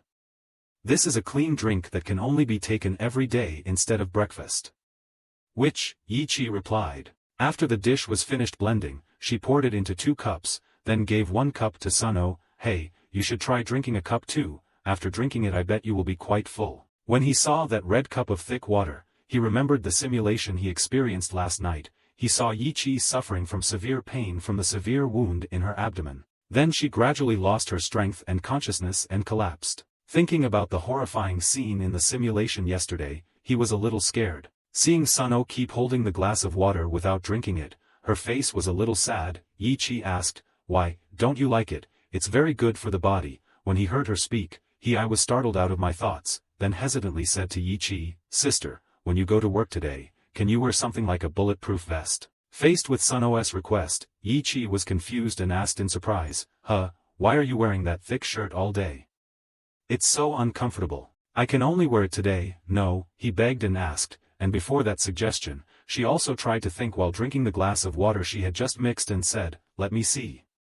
Hurry up and get ready for school, otherwise you'll be late for school." After that, Suno immediately put his phone in front of Yi-chi and said, "If not, at least download this. This is an application to help relatives or friends locate their location. We can determine each other's location. I did it because I was worried about you," he explained. Seeing that her younger brother was so thoughtful today, she happily patted his head and said, "Oh my God, my son, you're still scared because of what happened yesterday, right? Okay, you just need to download this." Seeing that she accepted my offer, he happily replied, "Yes, yes." After that, she drove him to school on time. In class, when Sian had not yet arrived, he sat alone in the corner, immersed in his own thoughts.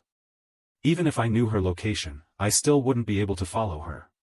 She acts like a police officer all day long, but today I couldn't convince her to wear a bulletproof vest. In the preview, he was told that Yi Chi will die at 3:45 this afternoon, and now it's less than 2 hours until that happens, so to make sure, he now has to go find her to stop that from happening. But then he thought back, that preview simulation started when she was already stabbed. No matter how hard he tried, he couldn't find any other way, and this made him quite worried. Settle. While thinking, he tried to remember the room in the simulation last night and sketched it on paper. Then he looked down at the picture he just drew and thought, that place would look like this, but exactly where is it located? Then he asked himself, should I call and tell her everything that will happen to her? What if she doesn't believe me? What should I do now? After a while, Sian came to class, and walked up to him and asked, today we will trade stocks, when will we do it? Now is not the time to do that, Suno replied coldly. Because she was so used to your cold attitude, Sian just kept silent, but then when she saw the picture you drew, she exclaimed, oh, that's a room, you drew really good details. When he heard what Sian just said, he seemed surprised and asked again, what did you say? After that, Sian pointed to every detail in the picture that Suno had drawn and explained, according to the beer bottles, and the basic arrangement of glasses that he had drawn in this picture. Surely this is a private room, a private room? Isn't that where the drunk Truong Ton people often go? He asked again. But how do you know? Suno asked again. My mother used to work in places like that when I was little, Sian happily answered. Really? He still didn't believe it and asked Sian again, seeing that he still doubted him a bit, so Sian revealed more. Yes, while my mother is working, I often play alone in the house. Room looks like this. Hearing that, Suno suddenly asked another question. Are there some people there who are like gangsters or something? Probably yes, since I was a kid I've met a lot of scary-looking guys. Hearing this, he closed his eyes and thought, damn, if there were guys like that, I wouldn't be able to help much with Yi Chi. Suddenly, Sian's phone rang, and he immediately picked it up to answer. Hello, are you still at the school gate? Yes, I'm fine. Yes, you're doing very well. Just Sian's short conversation just made his head filled with a bunch of questions. Who is that? Who's standing at the school gate? Suno wondered. With Sian. That's Mr. Dong-ho, my new bodyguard. Bodyguard. Didn't I tell you yesterday, my dad arranged a bodyguard for me. But who would have thought that the person who would be my bodyguard would be the man who helped us when we were being bullied by our seniors? Hearing this, Suno still hasn't fully understood. So his face turned pale. Seeing him like that, Sian asked, did you forget? After a while, he asked Sian, he must be good at fighting to be a bodyguard. I heard he is the top in this area, Sian said. Then Sian confidently said, from now on if anyone bothers you, just tell me, I'll tell him to stand up. Before he could finish his sentence, Suno suddenly grabbed Sian's hand. The pleading voice said, Sian, I need your help. This is a life or death situation, it's urgent, he continued. Meanwhile, at a luxury high-rise hotel, Yi Chi was coming to this place to carry out her mission, and then she approached a man sitting at the hotel lobby reception desk and politely said, I'm a police officer, let me ask you a question. Is Cho Si-Yuen-sang here? Hearing that, the other man picked up his walkie-talkie and asked one of his colleagues, hey, is Si-Yuen-sang going to work? After that, the person on the walkie-talkie immediately responded and then the two of them hanging up. Right after turning off the phone, the man politely led her to a special hallway, and told her that the room of the person she was looking for was room number 6. After that, she went into the directed hallway and quickly headed to room number 6. When she opened the door, she saw a rich man, sitting facing the door. They had just met, he was investigating. Asked her, who are you?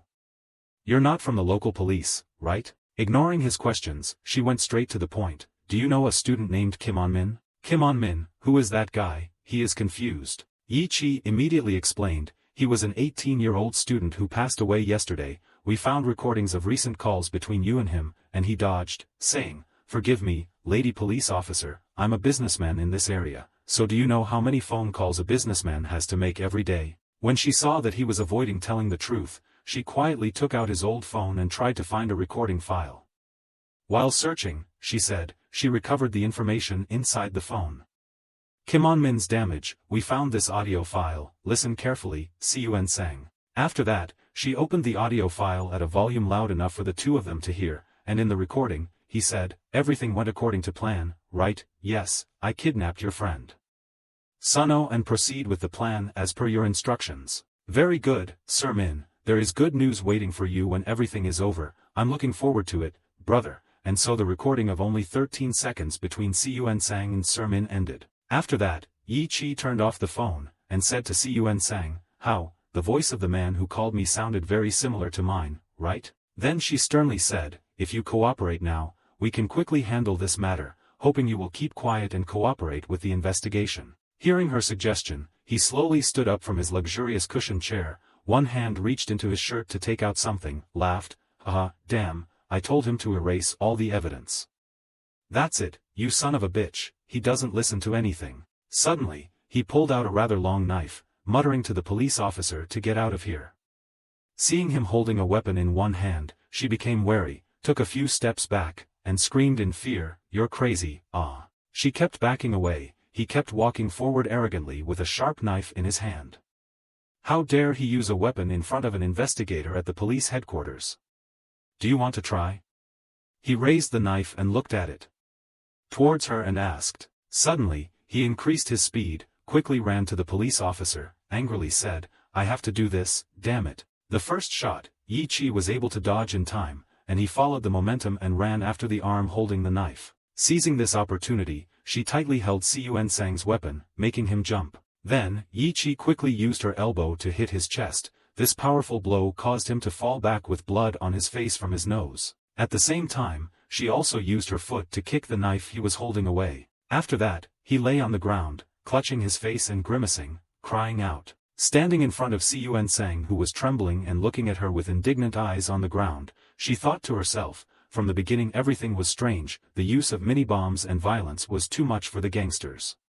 Local. After that, she immediately took out handcuff number 8 from her pocket and asked clearly, "Who ordered you? Who ordered you to do that?" In response to the police officer's question, he still held his face in his hands and refused to say anything. Seeing that he refused to talk, she immediately turned him over, held his hands tightly with both hands, angrily said, "Can't talk, then go to the station and speak slowly, in front of you, you will be in big trouble.